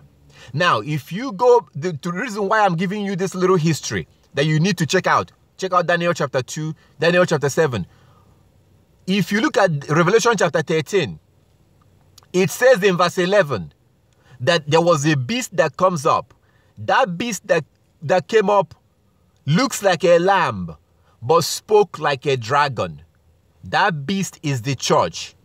It looks like a lamb, spoke like a dragon. In verse 8 of Revelation chapter 13, in verse 8, it describes Yeshua as a lamb. Christ was described as a lamb. If you go to the previous chapter, in chapter 12 of Revelation chapter 12, you will see that in verse 9, Satan was described as a dragon. So that beast that comes up from the fourth kingdom, which you're living in today, the Europeans of today, you see how they control the world? The Chinese are not the ones running the world, if you know how the world works today politically. With United Nations, World Bank, World Health Organization, World Bank, all these institutions, democracy, Western education, Western culture, everybody, every nation wants to be like the Westerners. Every other nation wants to be like them. They've been westernized. This is what the Bible tells you in Revelation chapter 13, that the whole world made an image of the beast. The rest of the nations will make an image of the beast. They are the beast, and the rest of the world are copying them about. Let me see if I can get rid of this. So the rest of the world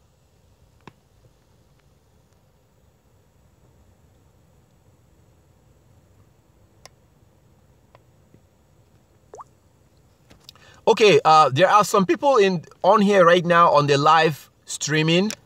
You guys are fighting each other and cussing each other out. I'm going to remove you if you keep doing that. If you're here and you're not here to listen to the message and you're here to be an agent of Satan, I will remove you. And not only will I remove you, I can just touch a button and remove you completely from my channel. You will no longer be able to come into my channel. I have options to do that right in my face right now. So if you guys don't behave yourself, if you guys are going to keep fighting each other and keep calling names, I'm going to just remove you. I don't want to do that. I want to be polite. I want to be kind. I assume that you're here to participate and to maybe pick up one or two things. If you're going to be here and you guys are going to be fighting each other and posting stuff and being a distraction, I will consider you to be a Satan, a child of Satan, a demon. That's what Satan does. I will consider you to be that, and I will be more than happy to throw you the hell out of this place and the hell out of my channel. You understand that? So let's behave each other. Let's behave. And you know, if you keep doing that, I'm going to remove you completely. As I see a name, Sean Green. Sean Green, I have no idea who you are. If you keep doing this, I'm going to remove you completely from my channel. So, that's why Christianity is doing this. Because Christianity is that beast that comes up from the fourth kingdom. And when it tells you that the rest of the world will make an image of the beast, that's what you see happening today. When you go to China, Africa, anywhere you go, people they are gravitating and they want to be like the Westerners. They want to have Western culture. Their women are dressing like the Western women. They want to most countries have replaced their government system with the so-called democracy. That's exactly what the Bible tells you in Revelation chapter 13, that the rest of the world will make an image of the beast. We're not studying that right now. I'm going to be uploading a video very soon where I break that down so that you can understand who the beast is. So that's why Christianity does this. Even before Christianity was created, if you read in 2 Thessalonians chapter 2, 2 Thessalonians chapter 2, if you read that, that was a prophecy that Paul wrote down. It was a prophecy prophesying the coming of Christianity. 2 Thessalonians chapter 2. 2 Thessalonians chapter 2 describe a religion that will come in the future. A lawless man that will come, and people will begin to follow that lawless man. And the Most High God will send a strong delusion to that lawless man. That was Constantine. He was the one that founded Christianity. And today, even till this day, people are still following his religion.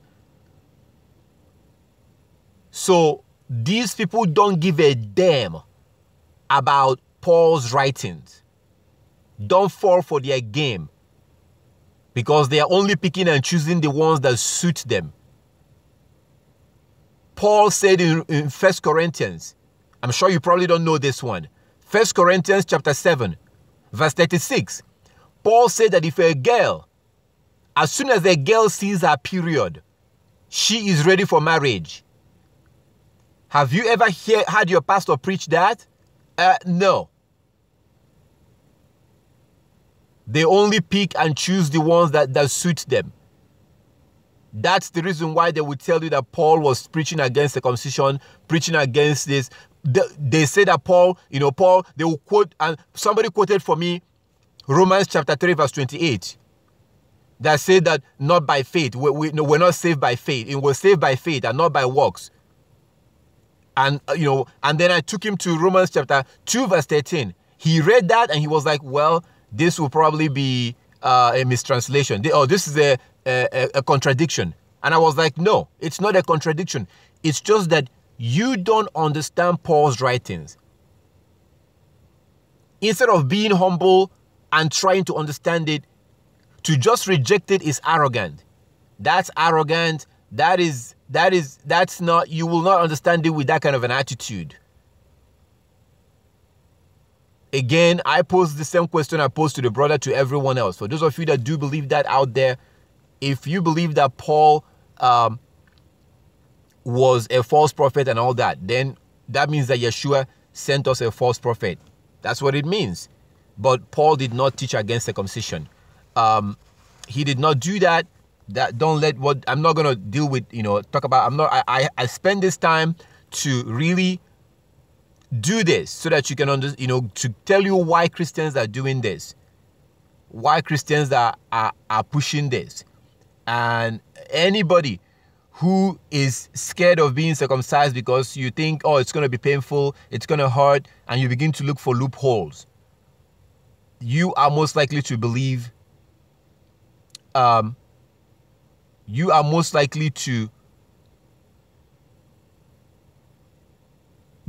what the Christians are teaching about this.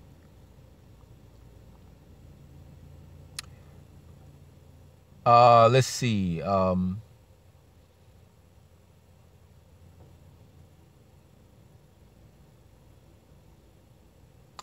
right, so that's basically it. let's look at one more place. Let's look at one more place which is similar to the place I showed you in 1 Corinthians chapter 7. I'm going to show you one more place, and I will ask you a question about that. I will just ask you what that means. So Paul said in Colossians, chapter 3 verse 11, right? Colossians, let me read that. In Colossians chapter 3 verse 11, I'm going to pull that. I'm not just going to quote it. I have it right here so I can read it. I'm going to read it out. And I would like you to read it also. And you tell me what it means. Colossians chapter 2,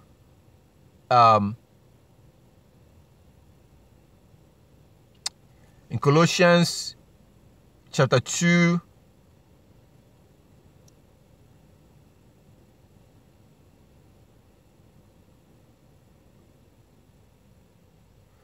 Colossians chapter 3 verse 11. Colossians chapter 3 11. I'm trying to pull that up. So Colossians chapter 3 11, right?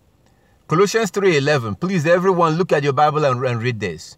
Look at your Bible and read this. Colossians 3 11. It says, "Where there is neither Greek nor Jew nor circumcision nor uncircumcision, barbarian, Scythian, bond, free, but Christ is all."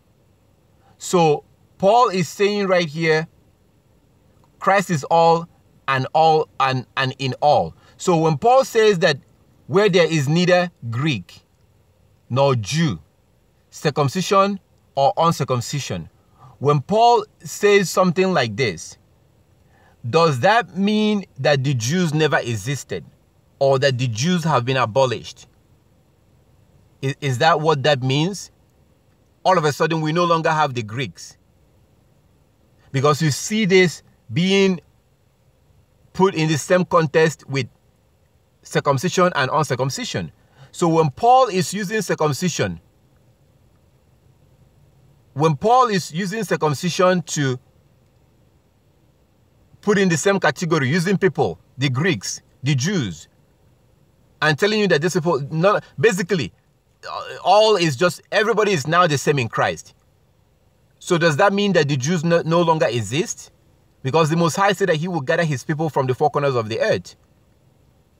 Does that mean that the Greeks are just all gone? Because the Greeks are still around today. Do you see it? Does that make any sense? Do you understand? Well, I'm not telling you why he was speaking this way.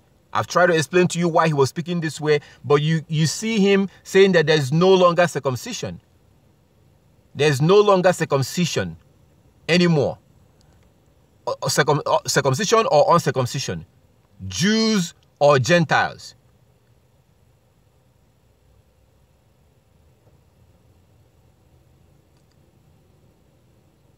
So does that mean that was there ever a time? Was there ever a time that the Greeks was abolished and the Jews was abolished and everybody is now one? So you have to understand. I really want you to look at that and read it and think about it. Look at that, what we're looking at, and think about what that means. Paul said in Galatians 3:28. Galatians 3:28. Let's go to Galatians 3:28. I'm trying to get you to understand so you can understand that Paul was not speaking against circumcision. But let's look at Galatians chapter 3:28. Galatians 3:28. Paul also said, "There is neither Jew nor Greek. There is neither bond nor free. There is neither male nor female. For ye are all one in Christ." So according to this, there is neither male or female. We're all the same now. So we should all cross-dress, right? Men should wear women clothing, right? Because Paul said that we are all the same. Think about that. Galatians 3:28. Paul said, there is neither Jew nor Greek. There is neither bond nor free. There is neither male or female.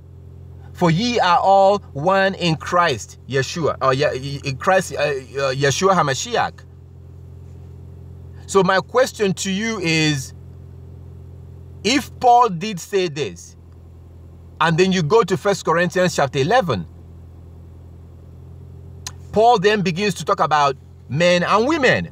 Men wearing certain things and women wearing certain things. What the hell is going on?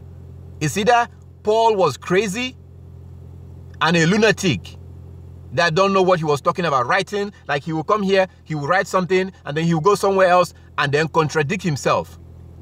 Do you think that's the case?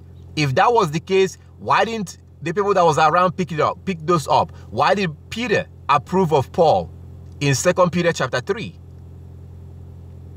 Because Paul tells you in Galatians chapter 2 or chapter 3 verse 28 that there is neither male or female, Jew or Greek. We are all now one. My question to you is that, does that mean that we should now start cross-dressing? Why do you think it's wrong for a man to dress like a woman? Or do you think it's okay? Because if you truly believe what Paul says, if you truly believe Paul's words, when you quote the other places where you quote and say that we are no longer under the law because Paul said so, if you truly believe that, why are you against a man dressing like a woman? Or are you okay with that? Because Paul said that it's okay according to your understanding. If you don't understand or if you think that you understand what Paul was saying, Paul clearly said that there's no longer difference between us. We are now all equal, the same. But then that same Paul comes to 1 Corinthians chapter 11 and say that women should cover their hair and that men should not.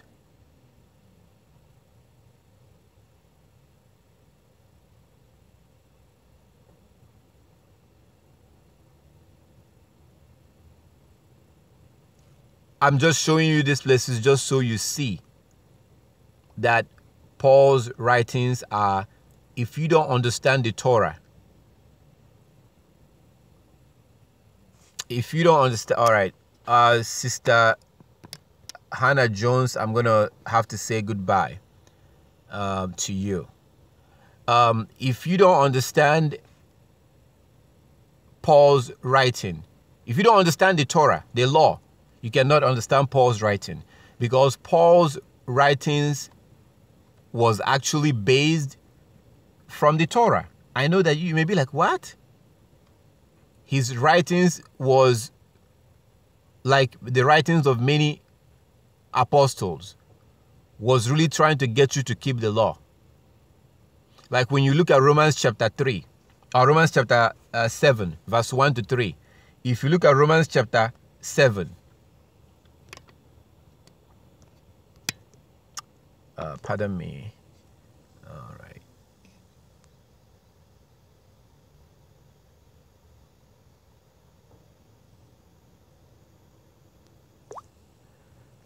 All right, for those who are posting something, for those who are posting something, I just removed somebody, like as I told you guys I was going to do. If you keep doing that, if you keep being disrespectful to other people and you keep calling names and insulting people, then you don't belong here. That's not what we came here to do. You don't belong here, and I will remove you. I said it and she did it again and I removed her. If you do it again, I'm going to remove you.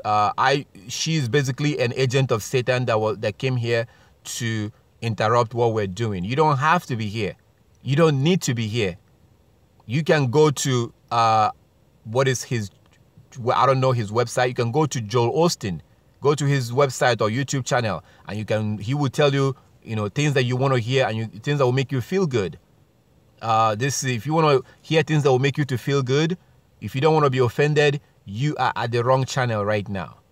you are watching the wrong channel. So if you're not going to behave yourself like that so-called Hannah, then you need to leave. If you don't leave, I will remove you. And like as I said, if I remove you like I just did, I will ban you completely from my channel. Like complete ban. You will be gone completely. You will no longer be able to see when I upload a video. You will no longer be able to make a comment. And I don't want to do that. I don't want to be disrespectful. I want to be polite. But if you are going to sit here and you keep posting stuff, insulting people, calling people names, it clearly tells me that you're not here to really get anything. You're not here because you wanted to fellowship. You're here to just be a distraction. So in Romans chapter 7, this is what Paul said in Romans chapter 7. Know ye not, brethren, for I speak to them that know the law, how that the woman had dominion, or how that the law had dominion. Check this out, verse 1, Romans chapter 7, verse 1. Watch every single word carefully. Paul said in Romans chapter 7, verse 1, know ye not, brethren, for I speak to them that know the law, how the law had dominion over a man as long as he liveth. Paul is telling you that the law has dominion over a man as long as he lives. This is one of those moments that your Bible has to be open. You have to be reading this thing. Please don't, you have to be reading it. According to Paul, in Romans chapter 7, verse 1, as long as you are alive, God's law has dominion over you.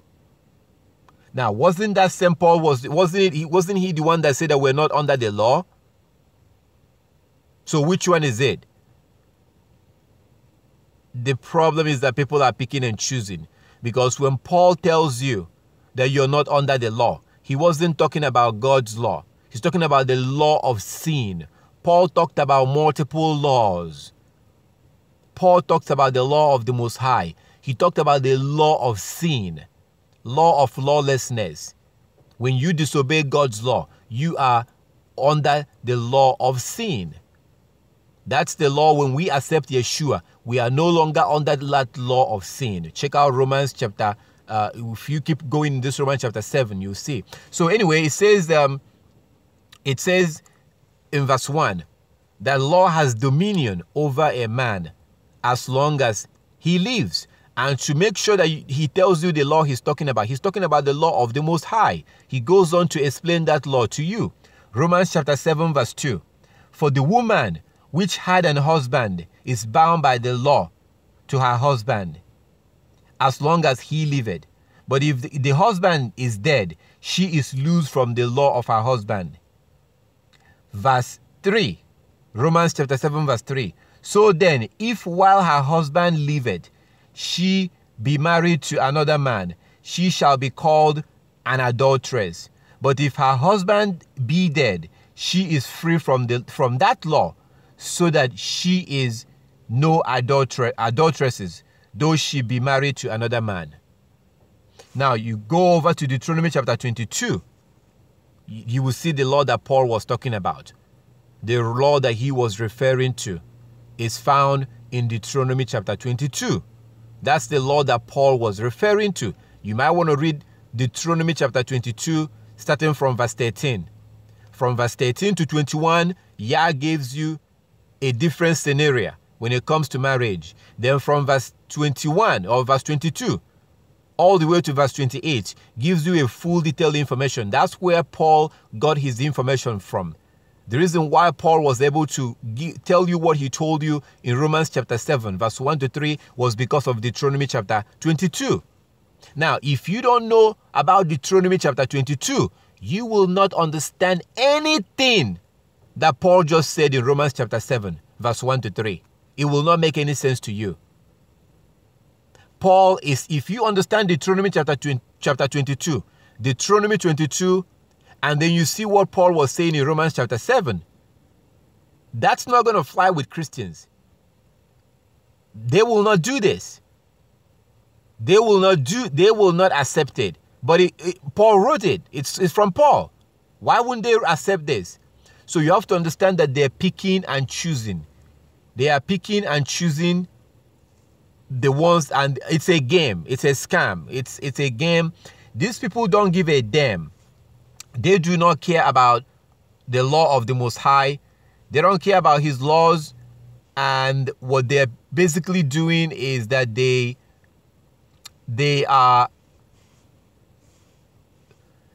don't care about his laws. They will use Bible verse that suits whenever it suits them. They will use it. That's exactly what they're doing in circumcision.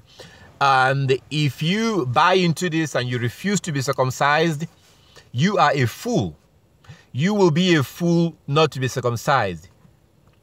Because the Most High said that you must read Jubilees chapter 15. Jubilees chapter 15. It's very clear. If you're not circumcised, you are doomed. You will not be saved. If you have a child that was not circumcised, you need to have him be circumcised. Take your phone, go to Google, type into Google, just type into the phone, circumcision center near circumcision center. Look on Google. My advice is that when you do look it up for your area, wherever you live, go to Google and type in circumcision center or circumcision clinic near me. Before you go, make sure that you read the reviews to make sure that there has been people that have gone over there and got their circumcision. They will usually write a review. If they don't know what they're doing, you will find out by reading those reviews. So make sure that you read the reviews. Make sure that there are people that went to that place. They know exactly what they're doing. It's a clinic. You go there, you get your son circumcised, or you get yourself circumcised. If you're not circumcised, you will be destroyed. You will not be saved. Paul was not speaking against circumcision. The New Testament did not condemn circumcision.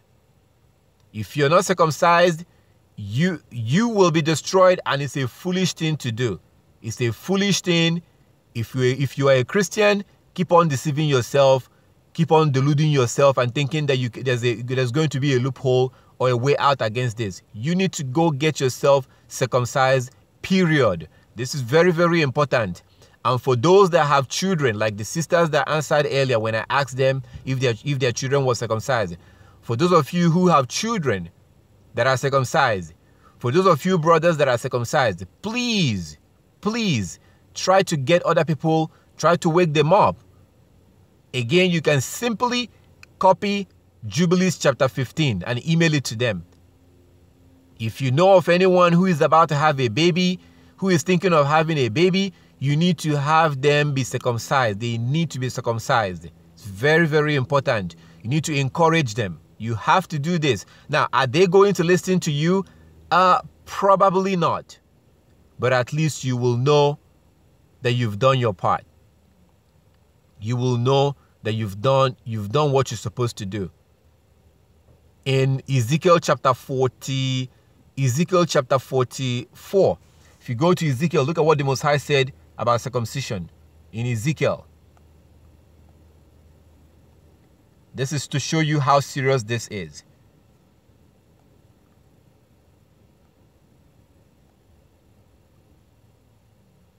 So if we're going to talk about Paul and his writings, we're going to spend time and study deeply.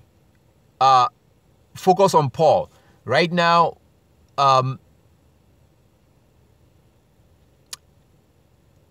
Paul did speak about circumcision, but we're not gonna put circumcision on trial because of Paul. If you understand what I mean, if we're gonna be looking into and studying and asking questions or having disagreement or having doubts about Paul, let's let that be about Paul. Let's not bring that into the circumcision, because there are so many other places. Yeshua was circumcised. Yeshua was circumcised on the 8th day, according to the Bible. Yeshua was circumcised. All the apostles were circumcised. The Most High said that those who refuse to be circumcised will be destroyed in Jubilees chapter 15. So that has nothing to do with Paul. There are many, many scriptures that show that you have to do this. You have to be circumcised. In Ezekiel chapter 44. Ezekiel chapter 44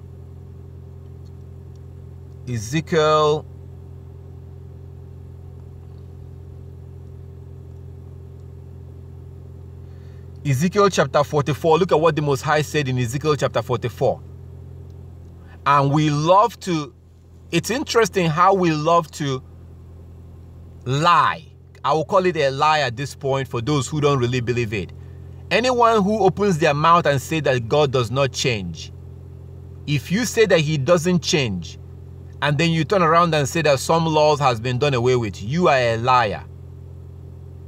If you say that he does not change, but then you turn around and say that we don't have to circumcise, you are a liar. So in Ezekiel chapter 44, from verse 7, Ezekiel chapter 44 from verse 7, it says this, in the ye,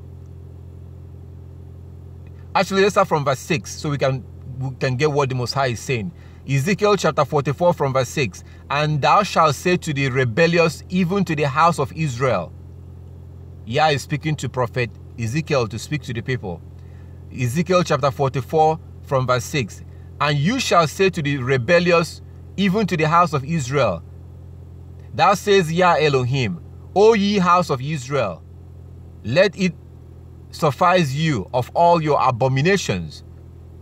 Verse 7, in that ye have brought into my sanctuary strangers, uncircumcised in heart and uncircumcised in flesh, to be in my sanctuary, to pollute it, even my house, when ye offer my bread for the fat, offer my bread the fat and the blood.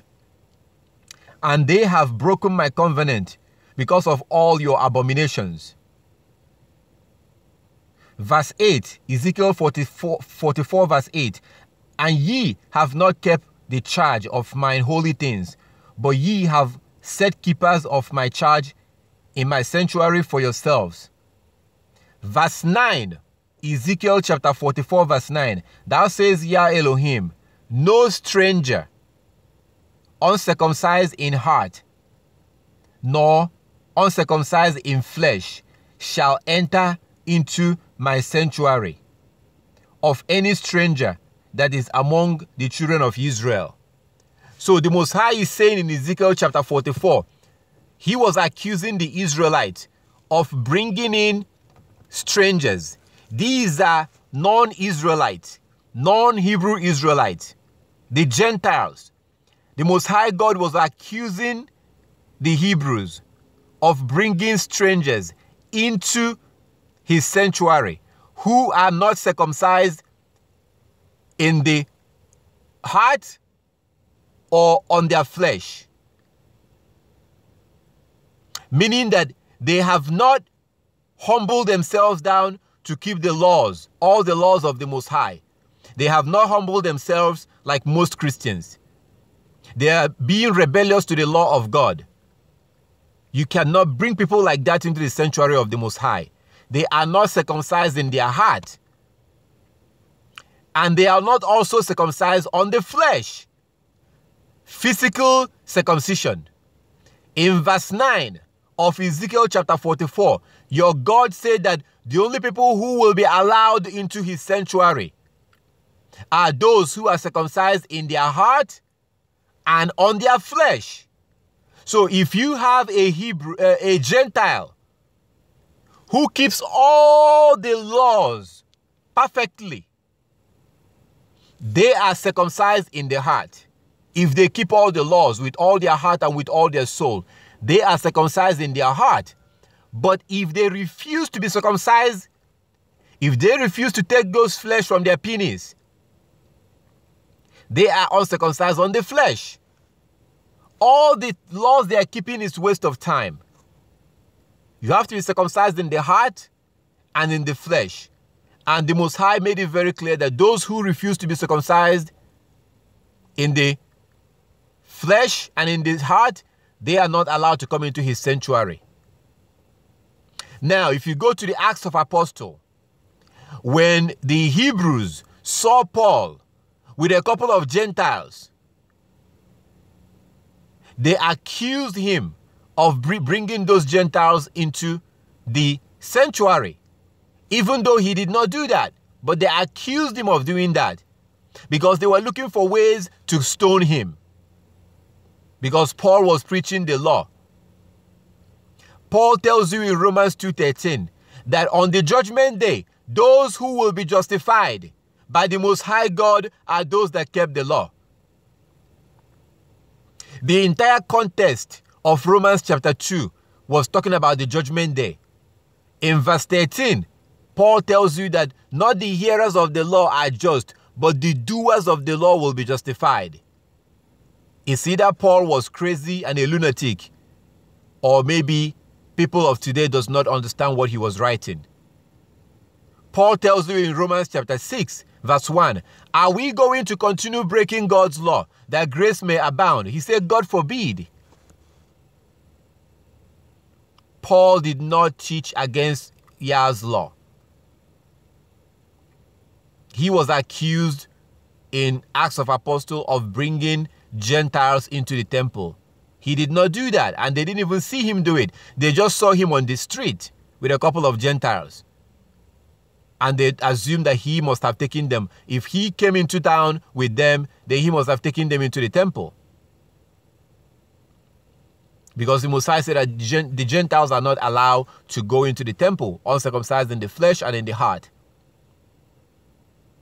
Paul was not speaking against circumcision. If you're not circumcised, you need to be circumcised. This is, this is a plea to those who, I'm not going to get anything. I have no idea who you are. I'm not going to get anything by you being circumcised or not being circumcised. That's really your problem. But the reason why I'm pleading with you and doing it this way is because I understand the consequences. And by the time that the consequences for not doing this will come, you will regret it, and there will not be an opportunity to make it right. It will be too late. If you're not circumcised, you are already doomed. You will not be doomed, but you are already doomed. The scripture says, as we read earlier today, the scripture says that you are basically kept reserved for destruction. That's the reason why we should not only do this for our children and ourselves, but we have to also encourage people around us. And it's really easy. If you want to do this, if you want to share with people, it's very easy. Simply go to, if you don't have the book of Jubilee, download the book of Jubilee, or just go to Google and type in Jubilees chapter 15 and just copy that and just put it in an email or text message and send it to them. Tell them to read it and tell you what they think. If you know anybody who is pregnant, who is expecting a baby, you have to wake them up, because they may not be thinking about circumcising their baby. And the older that child gets, the more likely that they will not do it. It's easier to do when a child is born. Take care of it at that point. Do it on the 8th day. Don't do it before the 8th day. 8 days from the day that the child is born is when you have to do this. And it's only for males, for the boys. So please encourage anyone that you know, friends, family, even strangers. Even when you see a complete stranger in the store that is pregnant, especially young girls, let them know that they have to do this.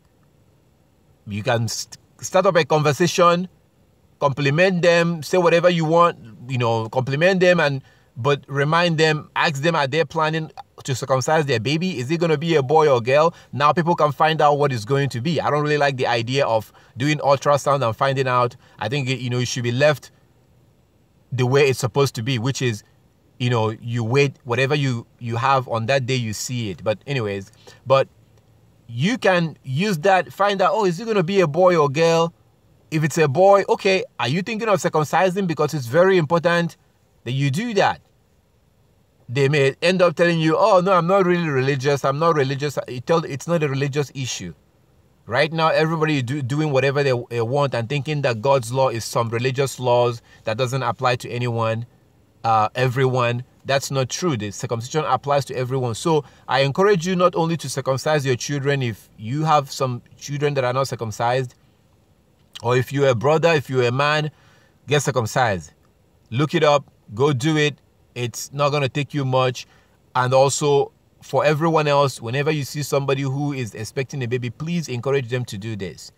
It's going to be counted for you as a righteousness on the judgment day. You will be rewarded for doing this. It's going to be counted, So it's very, very important to do this. It's very important. I don't know how else to share this with you, so I'm going to stop right here. You can look through all this information, starting with the book of Jubilees chapter 15. Look it through. Paul was not preaching against circumcision. It's a lie from Satan.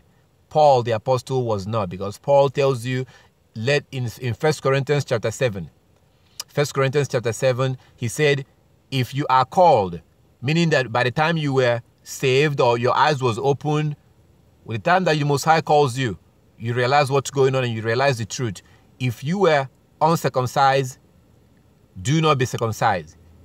If you're not circumcised, if you are circumcised, remain circumcised. If you're uncircumcised, don't go and try to be circumcised. If you're circumcised, don't go and try to be uncircumcised. That doesn't make any sense if you really do understand circumcision. Because once that flesh is gone, it's gone. You take it out, that's it. You cannot go back and be like, I want to be uncircumcised. It's not really, it doesn't work like that. So that is to show you what Paul was talking about. His main message to the people is that, because back then people were very, they were keeping mostly the laws that you can see them physically. Paul was trying to tell them that if you, for example, get circumcised, but you reject Yeshua, you're wasting your time. Why? Because Yah himself in the Torah, all the way back in the Torah, your God talked about sending someone and that we must listen to that person. The prophets wrote about Yeshua. The prophets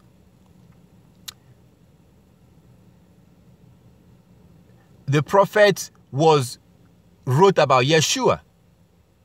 So for someone, as people was doing back then, those that refused to accept Yeshua, those that say that he's not a savior, he's not this, blah, blah, blah, but then they run and go to get circumcised, you are wasting your time. You're completely wasting your time. So that's what Paul was trying to communicate to the people. He was not preaching against circumcision, just like Paul was not suggesting that we are now all the same. Men can now wear women's clothing, and women can now wear men's clothing, because according to him, there is neither Jew nor Gentile, male or female. But that's not what Paul was saying. That was not what Paul was saying, and you have to be circumcised. So I'm going to leave it at this. All praises to the Most High, our Heavenly Father. If you are watching this on live broadcast, this particular section is going to end. This particular section about this particular program about circumcision is going to end, and then we will start something else. So if you can stick around, but this is going to end, but this is not really the end. It's going to end, but we may have to come back on again. So you can stick around, you can check, you probably get a notification when we come back on again with a different topic. But please, I plead with you, I really encourage you, you need to do this. You need to do this, you have to do this, you need to get circumcised if you haven't done that already, or if you have a child. And for the parent, I'm so glad I remembered this. For the parents, please, I plead with you, if you're a parent, you need to teach your children that they have to also do this. This is part of the things that you have to teach them. In Deuteronomy chapter 32, verse 46, shows that it's your responsibility to teach your children the laws. You have to teach your children how important this is, especially your daughters, because they are the ones that tend to be closer to the kids. You have to teach your daughters, you have to teach your sons about this. So you don't just say, well, I circumcised my children are circumcised, and that's it. No, you have to also go through that scripture with your children. And as a wise parent, you need to convey to them a message of why it's important to be circumcised. This is not going to cost them much when after the birth. 8 days after she gives birth, they go and circumcise. It needs to be done. So that's one of the things that you need to also teach your children, especially to your daughters, but to your son also. This is very, very important. I give our Heavenly Father all praises and all glory, and I thank Him for everything. I pray and I wish that you will seriously consider this. There's a lot of people out there who are not circumcised, and they are really bouncing. Should I not? I know of a brother that got circumcised at the age of 60 something. He was 60 something when he was circumcised. So you can do it. It's not that difficult. Look it up. Go on Google right now. Go to Google and type in circumcision clinic around me or circumcision center around me, and read the reviews. Go over there. Get up there. Let them do this. It's very important. And I hope that you really do this. I hope that you're not going to become stiff-necked and begin to lie to yourself and delude yourself with, Paul said this, New Testament said this. You're going to be deceiving yourself, because on the judgment day, Paul will deny you. He will deny you, because he did tell you. You can claim that he told you not to be circumcised, but he also told you in Romans chapter 2 verse 13 that those who will be justified on the judgment day are those that kept the laws. Well, the laws say that you have to be circumcised. That's what the law says. The law says that you have to be circumcised. So if you accuse Paul of teaching you and telling you not to be circumcised, well, Paul will deny you, and he is gonna quote somewhere else and tell you, well, he told you elsewhere that he told you that you have to keep all of God's law. It's part of His law that we have to be circumcised. It's part of His law. It's right there in Leviticus chapter 12. Leviticus chapter 12. It's part of the law. Leviticus chapter 12. Read it yourself and you see it. You have to do this. It's very important. It has to be done on the 8th day. If it wasn't done on the 8th day, if you haven't done it on the 8th day, you can still do it later on. You can still do it. But you cannot circumcise. It's dangerous to circumcise your child before the 8th day. It has to be done 8 days after the birth, because they can bleed to death. They can bleed and bleed to death because it's too early to do that before the 8th day. You don't want to learn the hard way. So you have to do it on the 8th day or afterward. I don't care how old you are, 100 years, 80 years, 70 years, 25 years, 16 years, you need to be circumcised. All praises to our Heavenly Father. I hope that you will not let Satan cloud your eyes and your ears and your understanding when it comes to this, because your salvation depends on this.